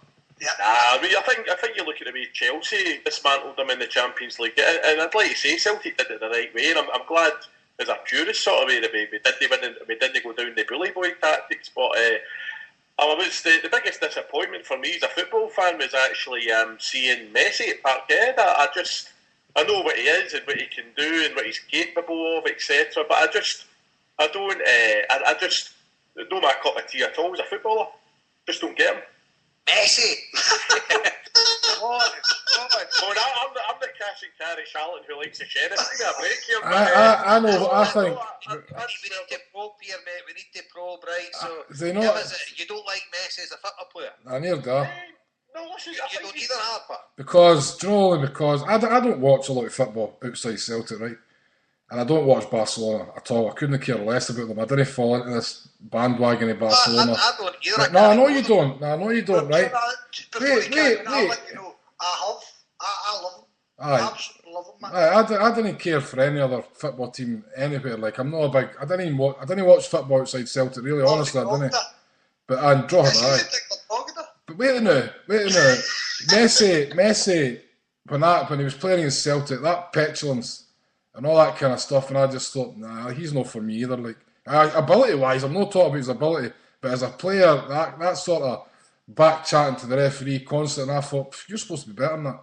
That petulance, that taking the huff, because things weren't going his way and that, and I didn't think he was that kind of player. I saw a lot of the kind of Ronaldo when I used to watch a lot of EPL and that years ago, and I saw a bit of the Ronaldo man that night, and I thought, nah, he's not for me either as a player. Like, ability-wise, listen, hands down, that's not what I'm talking about, but as a player, he's got that streak that I didn't like in a football player. I think he's, to be honest with you, I couldn't disagree more. I think he's the kind of guy, he gets up, he never lies down, he never rolls about the park.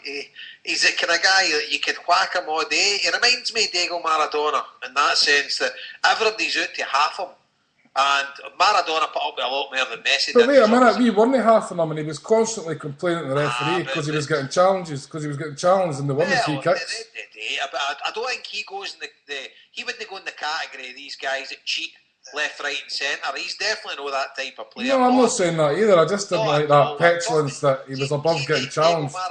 Diego Maradona, in the era that he played in the leagues that he played in, I don't know how he's still walking now. You know, I mean, the team I love that play in La Liga, the Athletic Club, I mean, guys like Goica J and all that. I mean, how Maradona's still walking after the treatment they got after him? But not that number 10, the man you mentioned, he's the greatest I'll ever see. Maradona, he won the league himself with Napoli, etc. Now, you look at that Barcelona team, right? And Gura would score 40 a season with that Barcelona team, the right Messi scored. You know what I mean?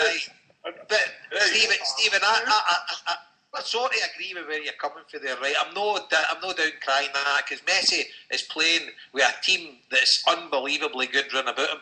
With Xavi and Iniesta, he's got two of the best midfielders that's ever lived as well, you know. So he's obviously not going to be short of a ball to get played through to him. And I get what you say about Maradona. I mean, he helped probably single-handedly to say won the World Cup for Argentina as well. With Napoli, he was outstanding, you know. But I think this Messi's unbelievable.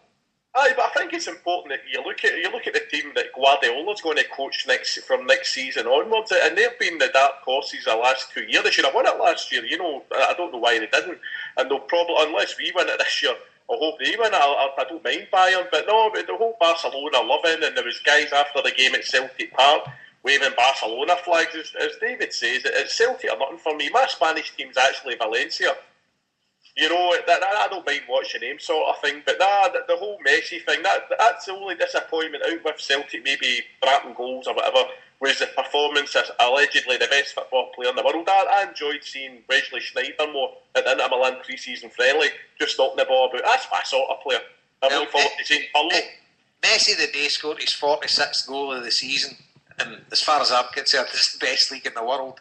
So he's not too bad. Nah, but we can't even go into this argument because we're not going to get anywhere. I just the guys out of this world. But I've nailed up for Barcelona. But carry on. So are we done? Are we done with this game? We going to the best game ever? Aye. Right, done with that. Liam, give us the rundown of the best games I've ever been at in my life. Okay, so Barcelona at home, the day after our 125th anniversary, which was pretty special in itself. Probably the team that most people would have picked, Jason apart, for that game. A few injury worries for the team again. Izaguirre missing, Hooper missing, Brown missing. I think Brown was a bit of a shock. I think that came very late on for him to be taken out of the team. Samras made it. And we've talked about the lack of players on the bench. I think we had Heron and Fraser on the bench that night, just to show how short in numbers we were. Matthews had moved across to left back, which probably raised a few eyebrows, but turns out he probably had his best game in a Celtic shirt that night. And Commons brought into the team, which I felt gave us a bit more of an attacking edge than the first game. Commons was excellent in holding the ball up and getting us up the pitch. I think Mika had played up front for us as well that night. We had the Green Brigade display before the game, which kind of just took the roof off the place and got everybody totally hyper up for the game and got the players started. And then the game kicked off pretty much into the same pattern as the first one. Celtic under a fair bit of pressure until we got our set piece again, and Wanyama with a easy finish above Jordi Alba for the first goal. We've talked a bit about luck, getting the rub of the green from the referees. You think back to this game, how many times could Song have been sent off for Barcelona? At least 2 or 3 blatant yellow cards, I think he had, didn't he? Aye, definitely. During the game, Mascherano taking Tony Watt down at the end as well, and the referee just totally bottled that decision near the end. But again, we talk about key moments and small things that change games. We had the discussion, the argument about Messi there. For me, he's the best player ever, but Xavi's one of the best, if not the best midfielder I've ever seen play football. And a big kick out from Forster straight to Xavi's feet, and he, for the first time I think I've ever seen him, totally miscontrol the ball, run straight through to Tony Watt, and the rest is history from that finish. Absolutely incredible goal. Aye, yeah. Just unbelievable. And obviously the Hail Media, Chris Kajawa, I was going to take a bit of credit for that, because that was Brazilian-esque, or South American-esque anyway, that commentary is when getting that live at the game. But it's just, that's what dreams are made of, that game. And I know as far as people would say Barcelona dominated the game in possession and stuff like that, but I think Celtic deserved to win. Definitely. Absolutely. I do. And that Celtic team played the way probably the old Rangers team would have played, because they were good at defending. The cry was defenders for them. We were always a swashbuckling team that had the tricky wingers, and we always attack. But Mr. Lennon and I think one of the masterstrokes was playing Adam Matthews at left back, and we spoke about it, because Barcelona don't get in the wings. Mm-hmm. They everything they do, because they never cross a ball in. They only cross a ball in when they're panicking.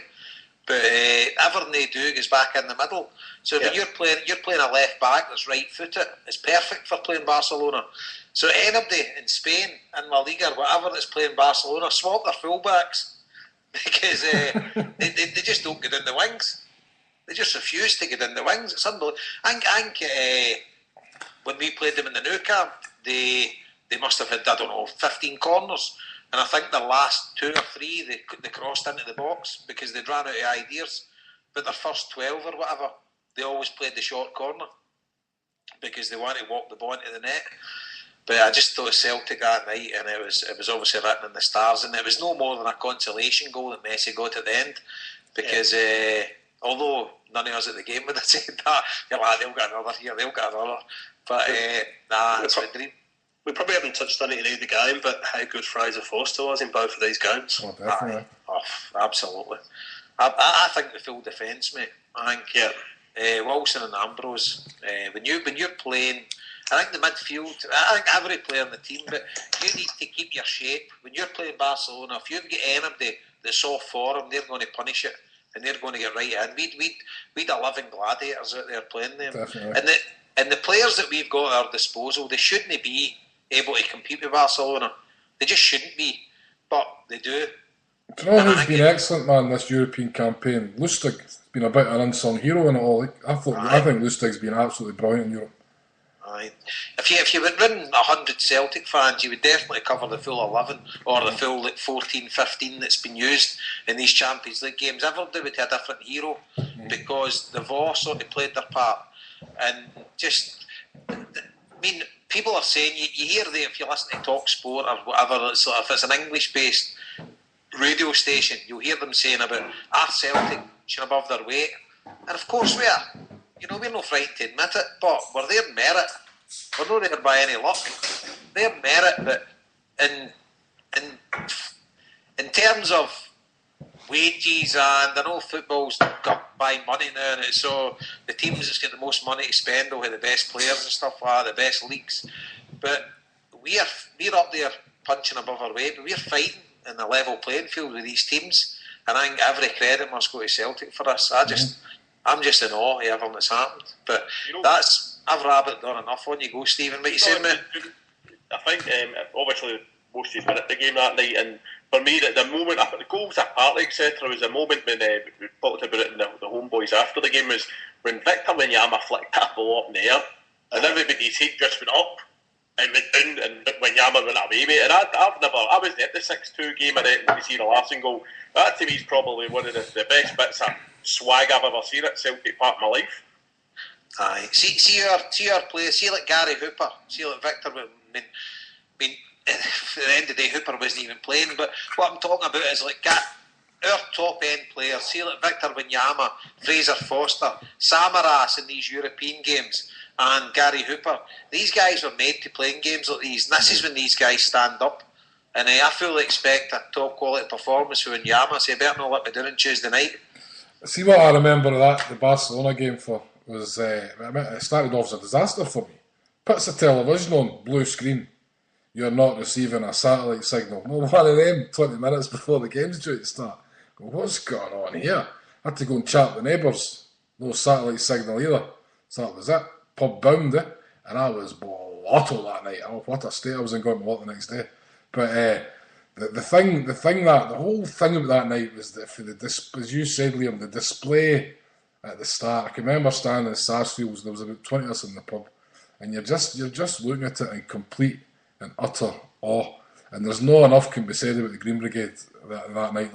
And I know the whole support played their part, but Jason, I mean, we were speaking about it. I think it took them about 5 days to set up that display.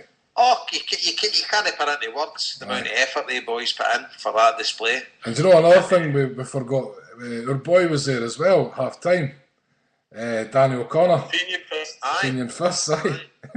Furious Fenian Fist. He strolls out at half time to do the Paradise Linfield draw just for them. And I like to think the homeboys discovered him. We're claiming that anyway. When he's the world champion, the homeboys discovered him. Aye, but absolutely fantastic, and it's just one of the nights that you'll remember for the rest of your life supporting Celtic. So Scott, what about yourself, mate? You've covered different again, lads. Sorry, there's no really much else. Everybody's got their own feelings, but they're very much all linked, aren't they? I mean, again, like I touched on about the first game. Everybody's going to Parkhead if you're watching the telly, and you're thinking, right, we came very close. And what is it they always say? You never ever get a second chance. You've only got to take it a first chance, and you're sitting there going, we're here just to support our team again. None of us could really see. Maybe we might pull a draw. We might pull a draw the night, and we went and done it, and everything clicked. As Liam says here, we totally forgot the man of the match in both games was Big Foster. And I tell you again, that was when I went back and I watched the game again, and And it gets better when you're appreciating the game more. You appreciate the atmosphere. The Green Brigade, stunning. The fans as a whole, stunning. The players, the defence, everybody gets past mark. The manager, how he set up the team and how it worked to perfection. I mean, the substitutions. You touched on the Matthews thing. We were on the temporary stand. Us fucking fanatics, we go to Totally Ryan, we're sitting going, oh, you don't want to put Matthews here, he's not got a left foot, you don't want to put Matthews there. And as you rightly said, it was common sense. They don't put the ball in the box, he's never going to run the fullback, so put a guy with a right foot to support. It's common sense. Scott, we're all sitting going, oh, you don't want to do that, that's mental. Scott, see if I can come in there on that. Chris McGuigan was sending me messages, no Chris for Lost Boys, it's that same thing at the start of the game about Matthews going on, no. This is maybe where it's going to unravel. Like, and I says to Chris, I remember the Rennes game, for last season, the Celtic part, and he played left back that night. I can't remember Azagiri was injured or whatever, and he got man of the match that night. He was brilliant that night, and then he played against Motherwell at left back the following at the weekend. I mean, that was sort of the two games that kick-started their season last year. And I says to Chris, he's played there before. I know it's a different thing against Barcelona, but he's played there and played well. Like. He played left back this season for us. No, you're right there, aye. Definitely. I think that's where it came. I mean, we were talking about putting Joe Ledley in there, and you think about how ridiculous that is.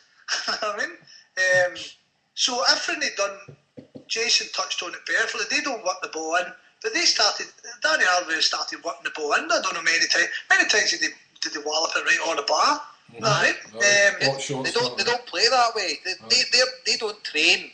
Well, I don't think they do. Obviously, I know their training sessions, but they just keep passing. It's wee triangles constantly, and it is one-dimensional. But it's so bloody good. But you can't even put any words how good it is at times. But you just seem to say to yourself, see in Spain in La Liga. Do these teams, are they embarrassed to play the way Celtic play? So they maybe go out with their pride and say, well, we might get beat 6-0, but we'll give it a go. Because it just seems crazy to me, because I think Chelsea showed it, and then Chelsea's obviously the personnel they've got at their disposal. It's a bit of a joke with them setting up formations against Barcelona, because their team probably cost more than Barcelona's. But Celtic proved that if you've got a game plan against Barcelona, you can counteract the way they play. Well, you can't. I mean, see the Chelsea game, right? It's easy. I would call the Chelsea game luck. I really would call it luck. I mean, Messi missed a penalty, and Messi sticks that penalty. They're through, aren't they? It's a different kettle of haddies altogether. But Celtic proved that theirs wasn't luck. Celtic's, because they'd done it 2 games in a bounce. I felt we were unlucky to lose the first game. If you're talking about luck, you know what I mean? But Celtic set up with a plan, everybody stuck to their guns, and it worked. It might not be the greatest to watch. For us, it's alright, because, as I said earlier on, you're engrossed in a game. We've got a vested interest, so you're living every minute of the game, aye. But the great thing about what Celtic done this year, and Harper will appreciate it a lot more than we'll appreciate it, is that Celtic's what's the best word? Celtic's events and the way Celtic are doing it, and the Celtic's story is catching everybody's imagination. He's already said that the Irish punters are on now, kind of going, well, wait a minute, we Celtic are doing something there. But see the whole Sky coverage for that. As I said to you, when Heyman watched it, that whole Sky coverage was perfection, mate. Absolutely perfection. And the enthusiasm the guys spoke at half time and full time, you would have thought they were one of us. Honestly, the way they were top of the world about it, every one of them were buzzing after the game. Scott, I've got the RTE coverage on disc. I'll send you. It's brilliant and all. Your man Dunphy and Brady and Johnny Giles after the game were. You'd think they were all Celtic diehards. They were absolutely brilliant. The whole thing, and it did capture the imagination of everybody. Do you know what I mean? You couldn't wait to go to your work the next day. I couldn't wait to stroll out that factory. All the Liverpool fans and the Man U fans, do you know what I mean? They couldn't say nothing. Do you know what I mean? They couldn't say nothing. For once, Celtic were the top dogs in town. They were the top story. Yep, do you know what I mean? Right. It was brilliant. It was absolutely brilliant. You're walking 10 foot tall when you work. And see a wee thing as well. When a few people would say to me, but as your man Foster was man of the match both times. And I said, well, he's a goalkeeper. That's his job. That's what he's supposed to do. Do you know what I mean? He's meant to make saves. That's all done. Part of it is part of it. Our entire team played brilliant. It wasn't luck. Nobody will tell me it was luck. You there, mate? Aye. Hello. Still there? Everybody's still there, eh? Aye, just bring up a me message from me there. Aye, but no, you're right, he's getting paid to do that, but it's still special when he does it, especially against the players that you're playing against. And that's like 5 steps up in levels that we're used to playing. You know, if we go and play like a German team, it's 1 or 2 steps up. We go and play an EPL team, 1 or 2 steps up. But if we go and play, like, if you went and played a La Liga team or Serie A team, whatever, say it's 2 or 3 steps up or whatever, but you go and play Barcelona, to me that's the best team that plays on this planet. You know, and we're holding our own against them. Alright, we're not out to attack and stuff like that, but they are getting very frustrated playing us and they can't break us down. And I just think it speaks volumes for Celtic. And absolutely amazing. It's a game that'll live with me forever. Mm-hmm. Live with me forever. So after that game, that was us, maybe wrongly or rightly, we're all saying that's us qualified. You know, it's like, we can do this now, we can do this. We're going to Lisbon, all we need is a point now. You're on the crest of a wave, man. Aye, and but then the next day you wake up and you're like, we've not done anything yet. So take it away, Liam. So I don't know about the next day, maybe 2 or 3 days. The next day I was still. Aye, I know. The next day you're still flying. But so right, we're off to Lisbon now. So me and you were there. So give us your rundown of your thoughts and whatever, and what happened in Lisbon. Okay, well, I'll keep it on the pitch to start with. We can cover the trip afterwards. Well, but what happens in tour stays in tour. He's called it the Homeboys. I saw it, Big Tommy was there for New York, wasn't he? Yeah. We'll come back to the trip to the National Stadium after we've talked about the game, because I do want to try and talk a bit about that. But the game itself, slight change for us in terms of the fact that there was some expectation on the team for the first time. I felt in the group stages, you know, we actually had a chance to win, and that would seal our qualification. And I think that didn't really suit us. You know, not being the underdog, although we were probably not favourites to win that game, but suddenly there were expectations on us actually doing something and getting through a game to qualify. We had a fairly strong team, but it became apparent as the game started and went on that lots of players were nowhere near fully fit. Ledley struggling, Hooper struggling, and particularly Scott Brown. You know, looked like I don't know, he was terrible by the time he actually left the field in the second half. All the plaudits were put in Matthew's way, quite rightly. His error, playing on the wrong side of the park, led to their first goal, I thought, in the first half. Kind of got himself a little bit wrong-footed to give the goal away. We got back in the game with Samaras scoring his 5th consecutive away goal in the Champions League. In the game, Jason, couldn't really make out, you know, how good or not the goal was because of being at the other end of the park. But watching back afterwards, it was like Hooper and Samaras were the only Celtic players in the box against 6 or 7 Benfica players, and the goalkeeper was just terrible for that corner. Hooper just nudged him out of the way, and the ball just dropped straight onto Samaras' head. So, you know, got us back in the game. But I just felt that we thought after the Barca game we could just defend our way through to the end of the game there, and the draw obviously would have been enough as well, I think, to put us through. But, you know, it wasn't to be, and Benfica were worthy winners that night. We got out the game what we put into it, really, which was not a lot. You know, we tried hard, but fitness-wise and quality-wise, it just wasn't there. And probably with the exception of Calvin Wilson, I thought we were disappointing across the park and fairly beaten on the night. Aye, I would agree, mate. My last time in the stadium was we got beat 3-0, and we were 3-0 down after about 20 minutes. Yeah, I was there as well. And see, to be honest with you, that wasn't much better. I thought Celtic were really poor, and okay, we got the goal, which got us back in the game, and I mean, we could have won it, absolutely. But I think you're right, I think they were a better team by a mile, and it was an accident waiting to happen really in the second half, and they thoroughly deserved their win. I did Kyle maybe get a chance at the end? And the ball dropped to Kyle at the edge of the box. He did. We had a chance in the last couple of minutes, aye. And nah, but it's just I missed the first goal as well. I was in the concourse when they went 1-0 up. Just the police outside the ground. It was terrible. Try again. I think it was more to the fact because Benfica had done something with flares and that at games previous. I think it was all around the stadium. But obviously we're all en masse trying to get in the stadium at that time, and they're doing all these searches and everything. So I missed their goal. Just getting our 1-0 down. But it was great to get an equaliser, a bit of atmosphere. I thought the Celtic fans were great with a massive support there again that night. But we got what we deserved, and it was hee-haw. I can remember, Liam. I can remember you were tweeting me at the start. You were absolutely furious. Totally, man. There was no need for what happened before the game at all. And like Jason said, I think they were under a warning from UEFA. Benfica were about behaviour on the night, and I think some of the guys, I think, were saying that when Spartak were there, their fans were kind of playing up quite a lot and causing a lot of bother in the concourse and around the ground in a previous game. So I think it was, way over the top in that respect.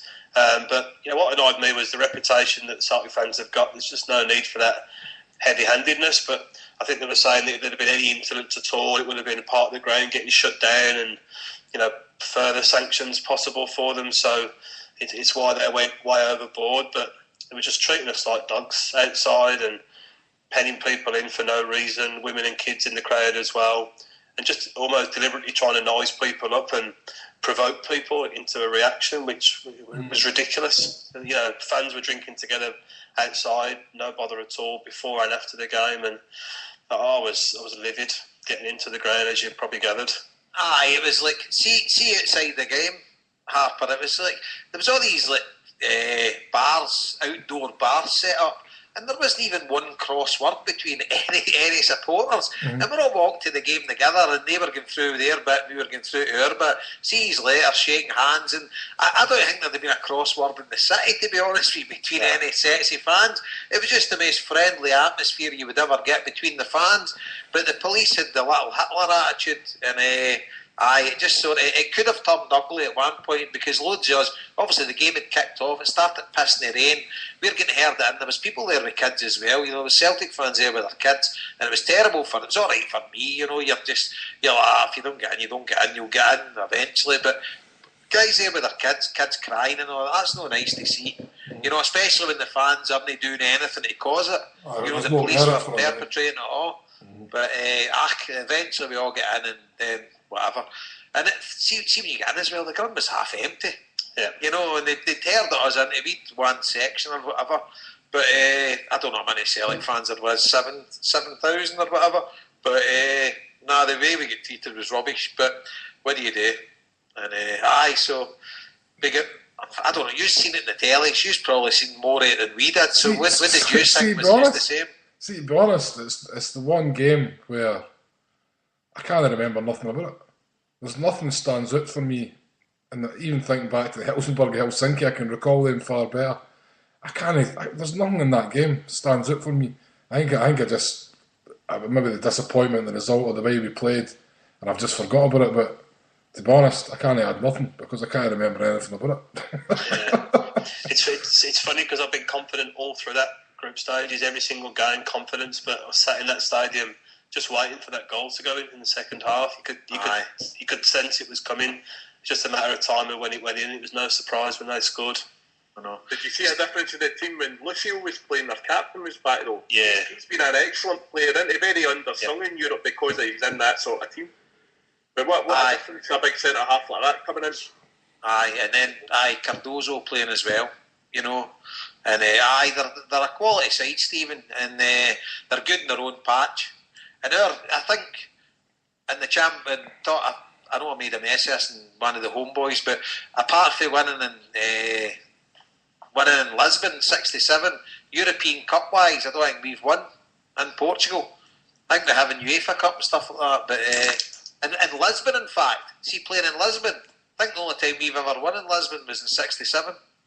Yeah, but see outside it, I mean, obviously, you guys all went to the Holy Ground, the stadium itself, where the big cup was lifted. It's been, for me, it's not just been about the football, it's been the Celtic supporters' journey, again with social media, because maybe 5-6 years ago, you'd have all just jumped in a plane with lads you knew, and you maybe knew lads for away games and that, but now you can all interact with folk and arrange to meet up, and you can see on Twitter, oh yeah, that's happening in the ground, come up here. It might be a guy or a boy with his son himself going, and it's great the way everybody can do it together. It was brilliant to watch here in Glasgow, the fact that everybody was there for the day, and Celtic had the cameras there, and you could lift up the big cup. So, especially in this 125th year, it was really, really good. Aye, and I mean, me, myself and Liam, well, myself, obviously the HomeBhoys, you were there as well, Stephen and Harper were there in the Movember, but probably he wasn't playing any part in it, but we met Jimmy boy. That's it, Jimmy Halpin. Jimmy Halpin had the Mauser and the Christmas jumper on. So the night before the game, we had a good session with all the boys. It was brilliant, and it was a great trip. It was brilliant, you know, a dead friendly city, and it's just everything was great apart from the game. You know, but that was unusual for years when you go to watch Celtic abroad. The game just got in the way, having a good time. But recently, maybe they raised their expectations with the Moscow stuff and that. But nah, the game is a damn squib. But no, I've gone to the Stadio Nacional. I'd been before. I was there. No, the Lisbon Lions were there the last time. And it's just something special as a Celtic fan when you walk into it, and you're just walking along the park where history was created. And it doesn't get much better than that. And it was just absolutely brilliant. And Big Tommy had the Manhattan Fenian Boys flag, and loads of folk were up getting their photo took. He'd flew there for New York for the game, and he's flying in the morrow. He's leaving the night for New York. He's coming out for a week for the Juve game. So he's here tomorrow, and he'll be with us on Tuesday night at Parkhead. But it was a great trip. I think Liam will echo it. Not that I can mind much it, but it was a good trip. Right. Yeah, I don't know, Scott, have you been to the National Stadium before or not? I went to the two last. You had a good story. I was listening to you, Scott, the Berlinense story. You hear me? Aye. No, I went to Lisbon. Aye, can you hear me? Aye, I can hear you. Aye, you still hear us? Aye, and I listened to your temporary stand one with you, but you went to the Berlinense Stadium as well. That was when I was on the Carluke. I'd went to Lisbon the last two times. I would have liked to have went to Lisbon this one and all, Jason, because I thought it was a smashing city. Do you want me to tell this story again? Like, yeah. Go for it. Well, me and my big mate Fraser, we got our flight to Lisbon. Right? That's a whole different story. I can tell you that one time. That's mental, man. But anyway, we get to Lisbon, and it turns out we're staying in Estoril, which is like no one Lisbon at all. It's a wee by Lisbon. So what we've done is, instead of the usual one when you go to a big square and you stand with your head and sing rebel songs and that, we decided to have a wee tour of the city.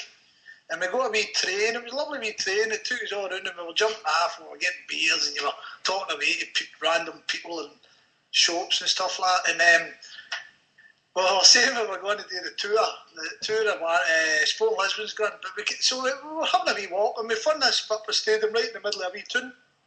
And it turns out there's a third team in Lisbon called Belenenses. And so we try to get this. I don't know how it happened. It shows you my Portuguese. We went into a wee shop and asked the guy, did we get a tour? And the guy started swearing at us, sat us down, went into the shop and gave us a postcard each. Right? And I was like, well, there you go. And we've walked up, and there's a gate, and it turns out the Belenenses players were training. That's probably how we went on this tour. So we climbed up on the fence and we had our Celtic scarves on, waving, and we're shouting to all these guys. Shouting, hello. Hello. Hi, man. Still hear us, aye. Aye, carry on, man. I don't know, my computer's making noises here. Aye, so we start waving at the players. The players are all waving back to us. It must think me and him, I've only had about 2 cans in us. And so that was it. That was Belenenses. And we walked in, there was a wee black woman, and we were talking about her. She spoke Pigeon, and it turns out her boy played up front for Belenenses, and she hated Benfica, so she gave us a wee prayer, but it never done good, and it's good because we get pumped. thought Lisbon was great. To come back to the game, I was actually talking about it yesterday, Jason, right? And what Liam's saying is bang on. Go and look back at the game, see what they're doing. And I remember in the second half, before they even scored, they were just taking pot shots. And if I was Fraser Forster, I'd have been raging the way it was going. Nobody in midfield could control the ball. They were running all the tappies and they were hitting the shots for all around the place. But we could easily come out of that game 2-2. Just because I think we had 2 pinches in the last minute. As you said, Kyle, somebody crossed the ball and it just ran right through, in front of the goalie, but just in front of you.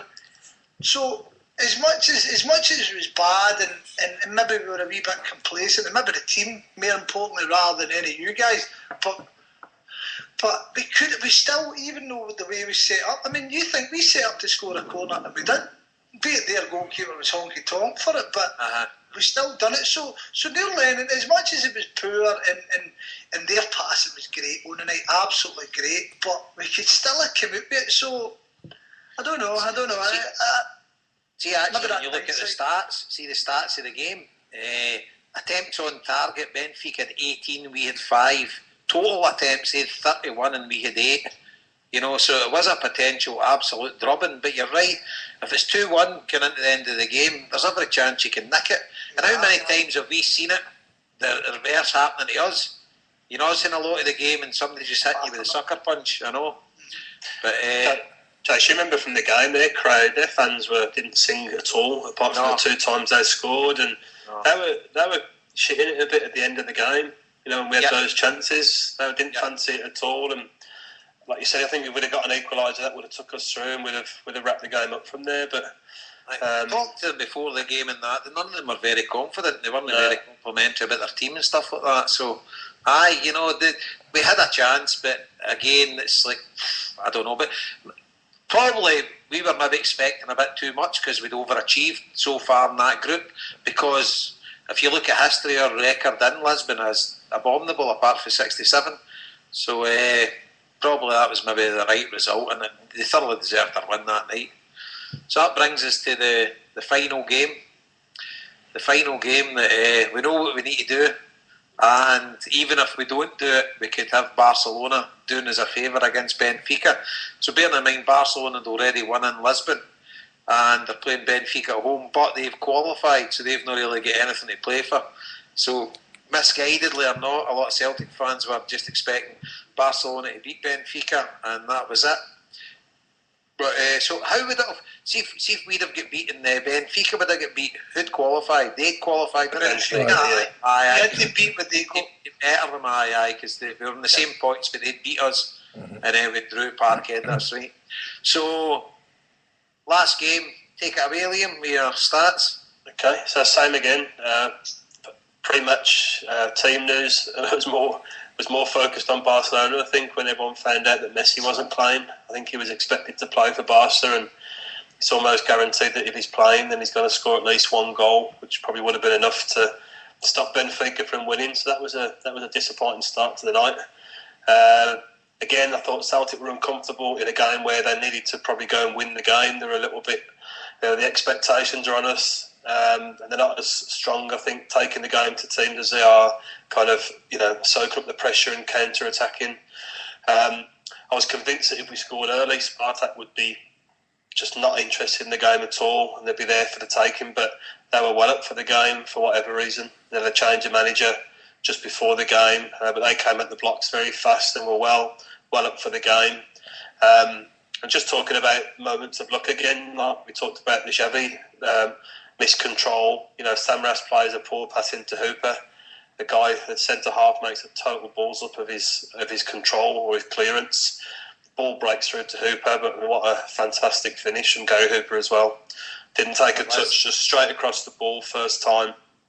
Fantastic goal. Excellent goal. Emaneki was playing, teammate, countryman of Ambrose, and absolutely bullied him the whole game. We didn't look like we could do anything to kind of keep him under control, and it was no surprise that he was involved in a first half equaliser for Spartak, which was very, very merited for them. So 1-1 at half time, no score from Barcelona still.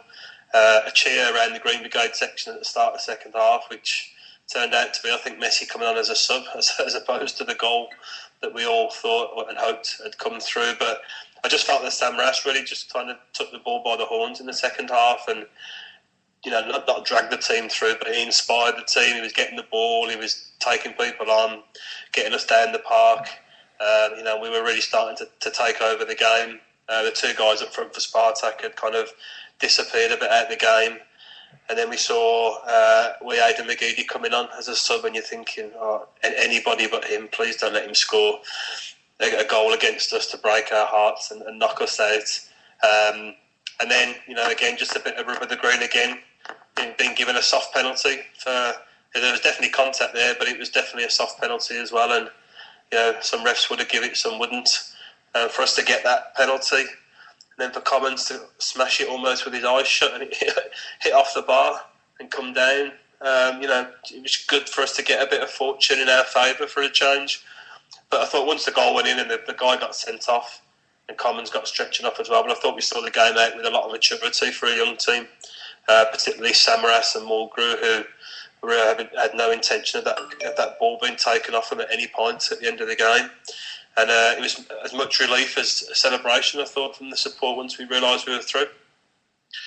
I would totally agree, and it was mixed emotions. Like seeing the second half, I couldn't really see us getting a winner, because they were well in the game. And see the possession stats of the game. It was something like there I've got it up there now.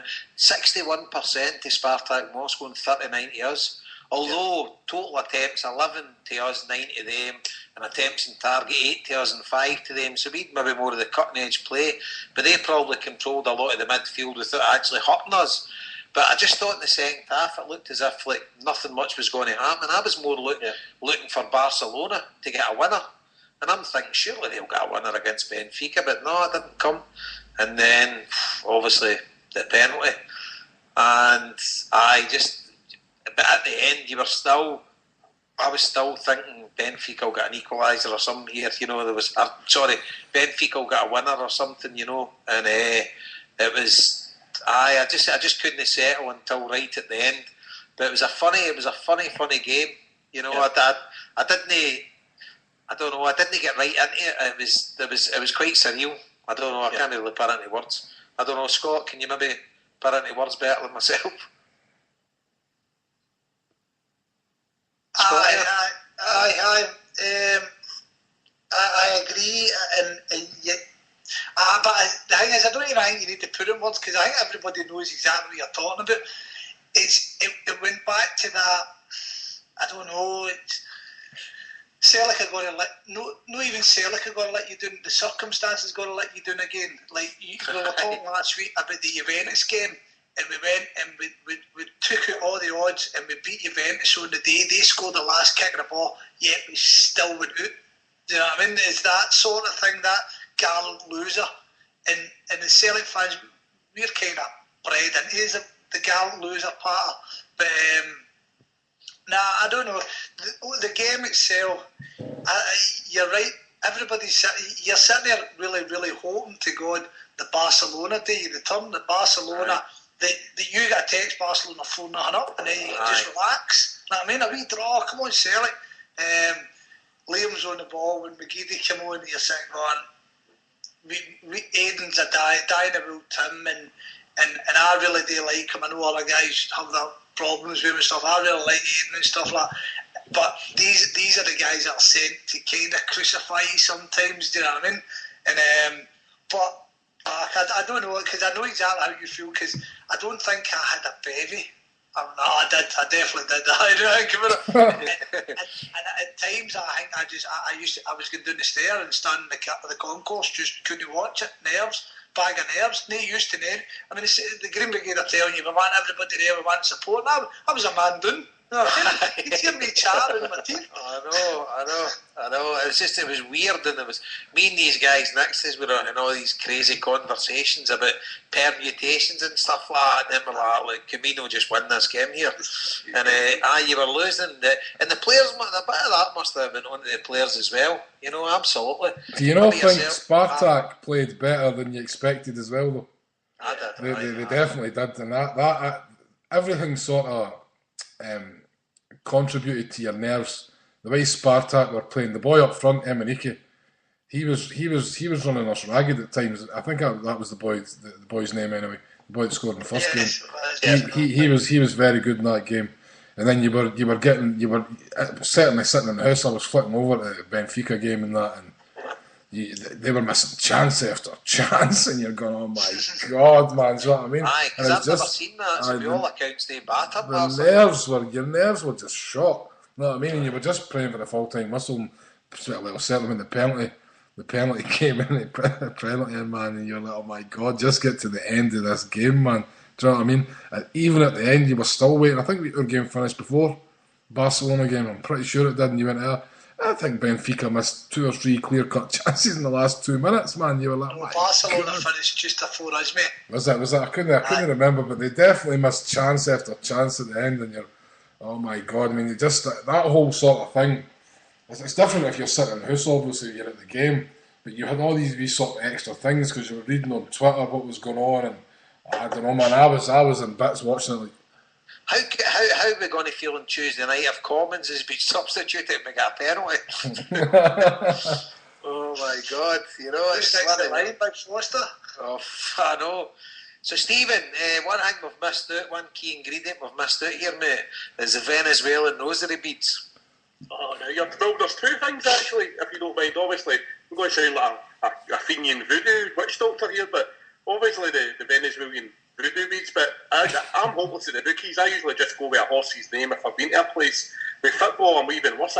My Twitter line's just watching people's field bookies lines every week, but after the 125th Mass we were at Jason, the next day, and I was walking up, I went into St Mary's and lit a few candles, and I've done that before every Champions League game, and then I have my wee mellow birds, and then I meet up with yourself or whoever we're all out with, mate. So that and the magical bead, carry on, mate. Aye, the beads will be there on Tuesday night, I can assure you. Aye. Underarm guard for Wembley. No, I mean, watching, you're talking about the whole journey, the whole experience for me, come up to that point. I'd left you, Jason, I had to go and get my ticket off Pope Paul, and him and his mafia were sitting in the velodrome having a beer. So I sat and I had coffee with him, I got my ticket, and we were sliding up, because it was quite a nice night, if I remember. I was walking up to the old Parrots Perch, and I was just thinking, everything we've been through this season comes down to this game now. And if we don't go through the night, I'd have just been absolutely gutted. That they've meant like the Green Brigade display, and although as great as it was celebrating 125 years, it'd have just seemed a wee bit hollow, because it'd have just been like a bit of a tribute. That was it finished, you know. And as I've said before to you, I'm off the baby now, and I'll just sit and I just get totally caught up with the game. And I know there might have been other games we've been at home and away, and when we used to play a week game in Glasgow that died recently, and everybody got all up for them, but that, to me, I'll never have a game like that experience in my life, because I just come out and I spewed up right into the Clyde when I had to walk up the road, migraine for 2 days after it. So if that was me, just a daft cash and carry punter up in the lap of the gods, the effect it must have had on the players, I think I know the players have been criticised for their ability to come back, and I think it's a mental fatigue as well. We've been playing against teams like Barcelona, Benfica, they're always getting pinged by them sometimes. You know, you get a guy like maybe Victor Wanyama who just effortlessly slinks into that sort of mindset. He can play that football. But for a lot of our players, a guy like Fraser Foster, the concentration he's got to have compared to what he usually does in the SPL is got to be, it's not reported enough. Aye. See, one thing, can I bring you back to when Scott, and I thought Scott was going to bring it up when he mentioned McGeady coming on. Do you remember McGeady at the end when he booted Samaras up there to give us a free kick, and he was kind of time wasting and everything, no backing away from the ball so we could take the free kick and all that, and he had a kind of wee smirk on his face. Yep, and I was like, that's brilliant, Aidan. And he crossed the ball right out the path as well, minded the ball in a good position. Aye. Just gave us a wee bit of respite. And you like to think that was all deliberate, don't you?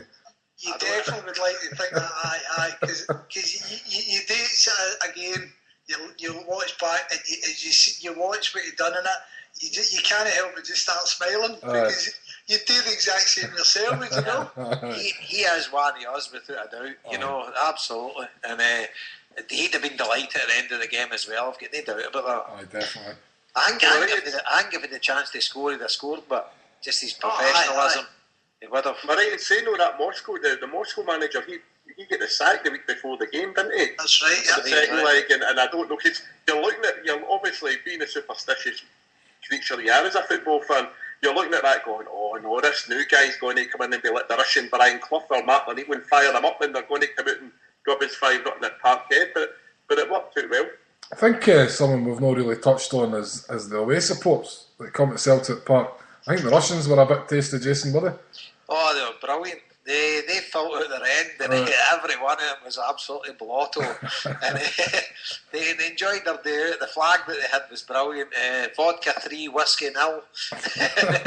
They just had a big white sheet and spray paint before the game, but they rampaged up the Gallagate as well. And I think a few of them were up for a bit of boxing, but it was just a very boisterous support. But they got right behind their team, and fair play to them. Barcelona support, I don't think it was up to much. There was a few of them there. They didn't have as many as Moscow, and Benfica had about 25 if you're lucky. But make no bones about it, Juventus, they'll sell out their end. They'll have 3,000 there guaranteed. A lot of the Italians in UK and that'll make their way up, but they'll bring a travelling supporter for Turin or other places in Italy, but they'll definitely sell out their away support, absolutely. I think the atmosphere will be electric. All the chippies in Glasgow will be shot on Tuesday. So that's us, Liam, that's us. We've conquered every game in the run-up, so I hope the listeners have got a feeling for what we've went through, and we've tried it as best we can. So now, have you done anything for Tuesday night? I haven't, mate. Next? No, nothing. I think if we could win 1-0 on Tuesday, it would put us in a really strong position. I think, like we said earlier, I think 0-0's kind of written all over the game on Tuesday, I think. But if we can avoid conceding a goal, we can definitely score in Turin. So, we've got every chance in this game still. Here's where I'm coming in at here. Maybe it's a warped sense through past experience with Celtic, and we said this Celtic team is different. But I look back to the Ball game. We beat Ball 3-1, Celtic Park, to qualify for the Champions League. And then we went there and sort of tried to defend that lead and end up losing 2-0. Remember I won Sutton right at the end, just by the post. And that led to the Seville run, because we get relegated into the UEFA Cup, and then we went on the Seville run. See if we win 2-0 or something at Celtic Park, you bite the hand off them. But then you go over to Turin, and how do you play? Do you try and defend that 2-0 lead? They go 1-0 up after the first half, and they batter us the second half, and you've no momentum in the game. I don't know. It's one of these ones. How do you want it to go? I don't know. I would take 0-0 then. Celtic before 2-0. Sorry? You would take 0-0 before the 2-0? Obviously I wouldn't. I'd rather 2-0. But I think... I know what you're saying, but come on. See if it's 0-0, we then go in and we say, right, we're still probably going to get put out. So let's try our best. If you go 2-0, you've got 1 foot in the quarter-finals. And it's then the thoughts that are going through your mind. I'm taking 2-0 every day of the week if I can get it. But see, for me, I just want us still to have a chance in the second leg. That's what I mean as well. That's more important than anything. I just want us to go to the second leg. Anything but a defeat on Tuesday, and I'll be happy. What about yourself, Scott? Aye, that's... Give me a 2-0 or here and a 2-0 or there. How's that? I'll take that, mate. I just... We were talking about yesterday. I just can see them coming to Parkhead, looking to quieten the supporter down. If they grab something brilliant, if they don't, just the same, because they're confident enough to do the job at their own midden. Well, I think we'll be looking, just as Harper says and you reiterated, I think Neil Lennon's concern is keeping the tie interesting to the second leg, and then he's got his real job in his hand. What am I going to do? What am I going to do there? So I can see a frustrating night for everybody. I can see it might not be a great game of football, and then the pressure's on the fans to keep going through that like no attack football, maybe a lull of football. I'm hopeful, right? I touch one right now.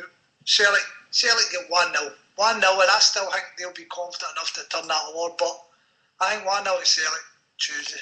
Well, can I ask you what you think? Because a lot of this is going to hinge on getting the team selection right, I think. And obviously, Ambrose, I don't think Ambrose has got to play. Lennon said today he's not going to play, or said yesterday he's not going to play. So, how are we going to line up at the back? How are we going to line up the full team? Like, what do you think? Is Ronnie got to play at the start? Is Mulgrew going to play centre half?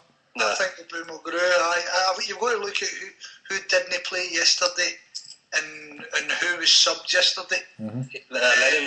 Lennon's come out and said already he won't play Mulgrew at the back though. He said this yesterday. No, Lustig will play alongside Wilson. Oh, Lustig, yeah. And Matthews and Izzy or Mulgrew will have to play left back. But he actually said he wouldn't play Mulgrew at the back. But he'll probably play him at the expense of Ledley in the midfield if he has to for his set piece. See, to be honest, I would rather. And I don't even know where I'm getting this from, but I'd rather play Mulgrew at left back in this game, and to create another position, because Mulgrew's got to play, right? He's got to play for his dead ball delivery. He must play. And if he's not playing centre half, I'd rather play him at left back, so it opens up another space in the midfield. Yeah, I agree. To fit in, like, say, because you've got so many midfielders important: Joe Ledley, Scott Brown, Victor Wanyama. And I think I'd play Mulgrew at left back just to create that extra position in midfield. Like, I find that really frustrating, Harper, that we've got to find a place for Mulgrew. I totally appreciate what Mulgrew's done, and I appreciate that he grew as a player in his return to Celtic. He took his opportunity, and he quite rightly won Player of the Year. However, I always maintain that Celtic have got to be looking beyond Mulgrew's limitations, and because he certainly has limitations, and I find it frustrating that we have to find a solution for him, but certainly not at the back. Certainly not at the back. I agree with you, Scott. And the thing is, see, for any position in the park we will play Mulgrew, we could probably pick somebody that would be better in that position than him. But it's what he brings to the team in this dead ball situation. The thing is, we was in the Champions League, that's vital. That's what we play with, aye. Exactly. And especially with that big boy missing at the centre, the defence for him. Stephen was talking earlier on about Luzio being missing. I think Chiellini in this game will be a massive loss for him. Massive. Yeah. Right. Can you pick your teams in? Can I just add something here? I was looking at some blogs earlier on this morning, and this guy, I can't remember. Apologies, I can't remember the guy's name that posted it, but I don't know if any of you have read it. But he's got a mate that's Italian, and he translated some of the stuff that was wrote in Italian papers about this. Yeah. And big Lorenzo Amoruso had a bit in it, and it's absolutely brilliant. And it says our old sparring partner Lorenzo Amoruso was surprisingly kind to Celtic and Italian press. It says Celtic Park is true hell. 60,000 people singing in support Celtic from beginning to end. Win or lose, always close to the team. They are truly the 12th man in the field, and it's not a cliche. The support these fans eventually multiply the forces of Celtic up to cancel any differences, any technical gap. I repeat, this is a team fighting for every ball that does not give anything, driven by a deep pride and an extraordinary support. It says Juventus certainly on paper is stronger and has more individual talent and technical merit, but these differences, as if by magic, will eventually be cancelled out by the overwhelming atmosphere of Celtic Park. See, if that was Al Pacino reading that out, I'd have shivers up my spine, man. I thought it was absolutely excellent. It says, because it says he knows the power of the Celtic support, the way it can drive the team on. It says, it's my feeling that this excellent Juventus team will present Celtic with a formidable challenge. They'll be prepared for the atmosphere and tactically aware of how Celtic might play. We'll need patience and the ability to understand this a two-legged tie, and Celtic cannot go flying into attack and leave the back door open. And he's very, very complimentary. And loads of other stuff as well. It says Celtic Park and their fans can change history. And there's loads of stuff in it. It has goosebumps when you read all the stuff this guy's put in there for the Italian press. And I think it's saying that miracles can be created at Celtic Park because of the support. Yep. Aye. So I know Liam's going to have to head shortly. I'm going to have to tie up shortly. It's Sunday dinner time. My wife's in there preparing the dinner that I was meant to do. We're 2 hours 20 minutes in, believe it or not. I know. We've loads more to talk about as well. So, Parrot, have you got any to add, mate? Well, just very interesting to see the Juventus team that's coming to Celtic Park. I'd go with Lustig at centre half. I think he'd be better against Anelka. I totally agree with Scott. To me personally, it's going to be Lennon's biggest decision at the end of the season when Mulgrew. I just can't see him technically excellent, but he's not got the concentration for this level of football. I think he'd get eaten alive by somebody like Pirlo. So I'm going to go for 3-0 Celtic Tuesday night. Because, alright, there's Pirlo. There's the man I'm very interested to see, and I hope he gets on, is Paul Pogba. He used to be with Manchester United, and he's sort of the same ages as Wanyama. Same sort of player, young French under 21, so it'll be good to see Wanyama up against somebody that does the same sort of role as him. Happy days, mate, happy days. I'll take that, I'll take the Parrot. I know it was on about 2-0, but I'll take the Parrots 3-0. Absolutely, or Ronaldo any day of the week. So, Harper, what do you reckon, mate? You want a score prediction? Aye, go for it.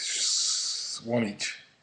One each, aye. And I can't get my head around the team. Like I can't pick it, so I'm not even going to say nothing. I'll just wait and see. Okay, Scott. I think 1-0 the Hoops. 1-0 the Hooptastics. 1-0. Okay, and Mr. Power, the man behind this podcast, the man that's putting the work in. So give us your prediction, mate. We're not going to score 3 or 4 this time, right? I think 2 things. I think we could win 1-0, but we're definitely going to play 3 players in the middle of the park, and Wanyama and Brian will be 2 of them. The other one will be Ledley or Mulgrew, sorry. But I'd like to see Brian play a bit further forward, like he did against Spartak, and just try and interrupt Pirlo's game a little bit.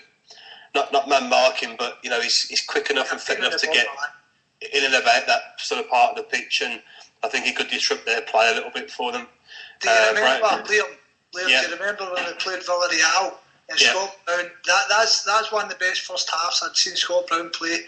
I'd seen it a fair bit of Villarreal at that point, and Marco Senna.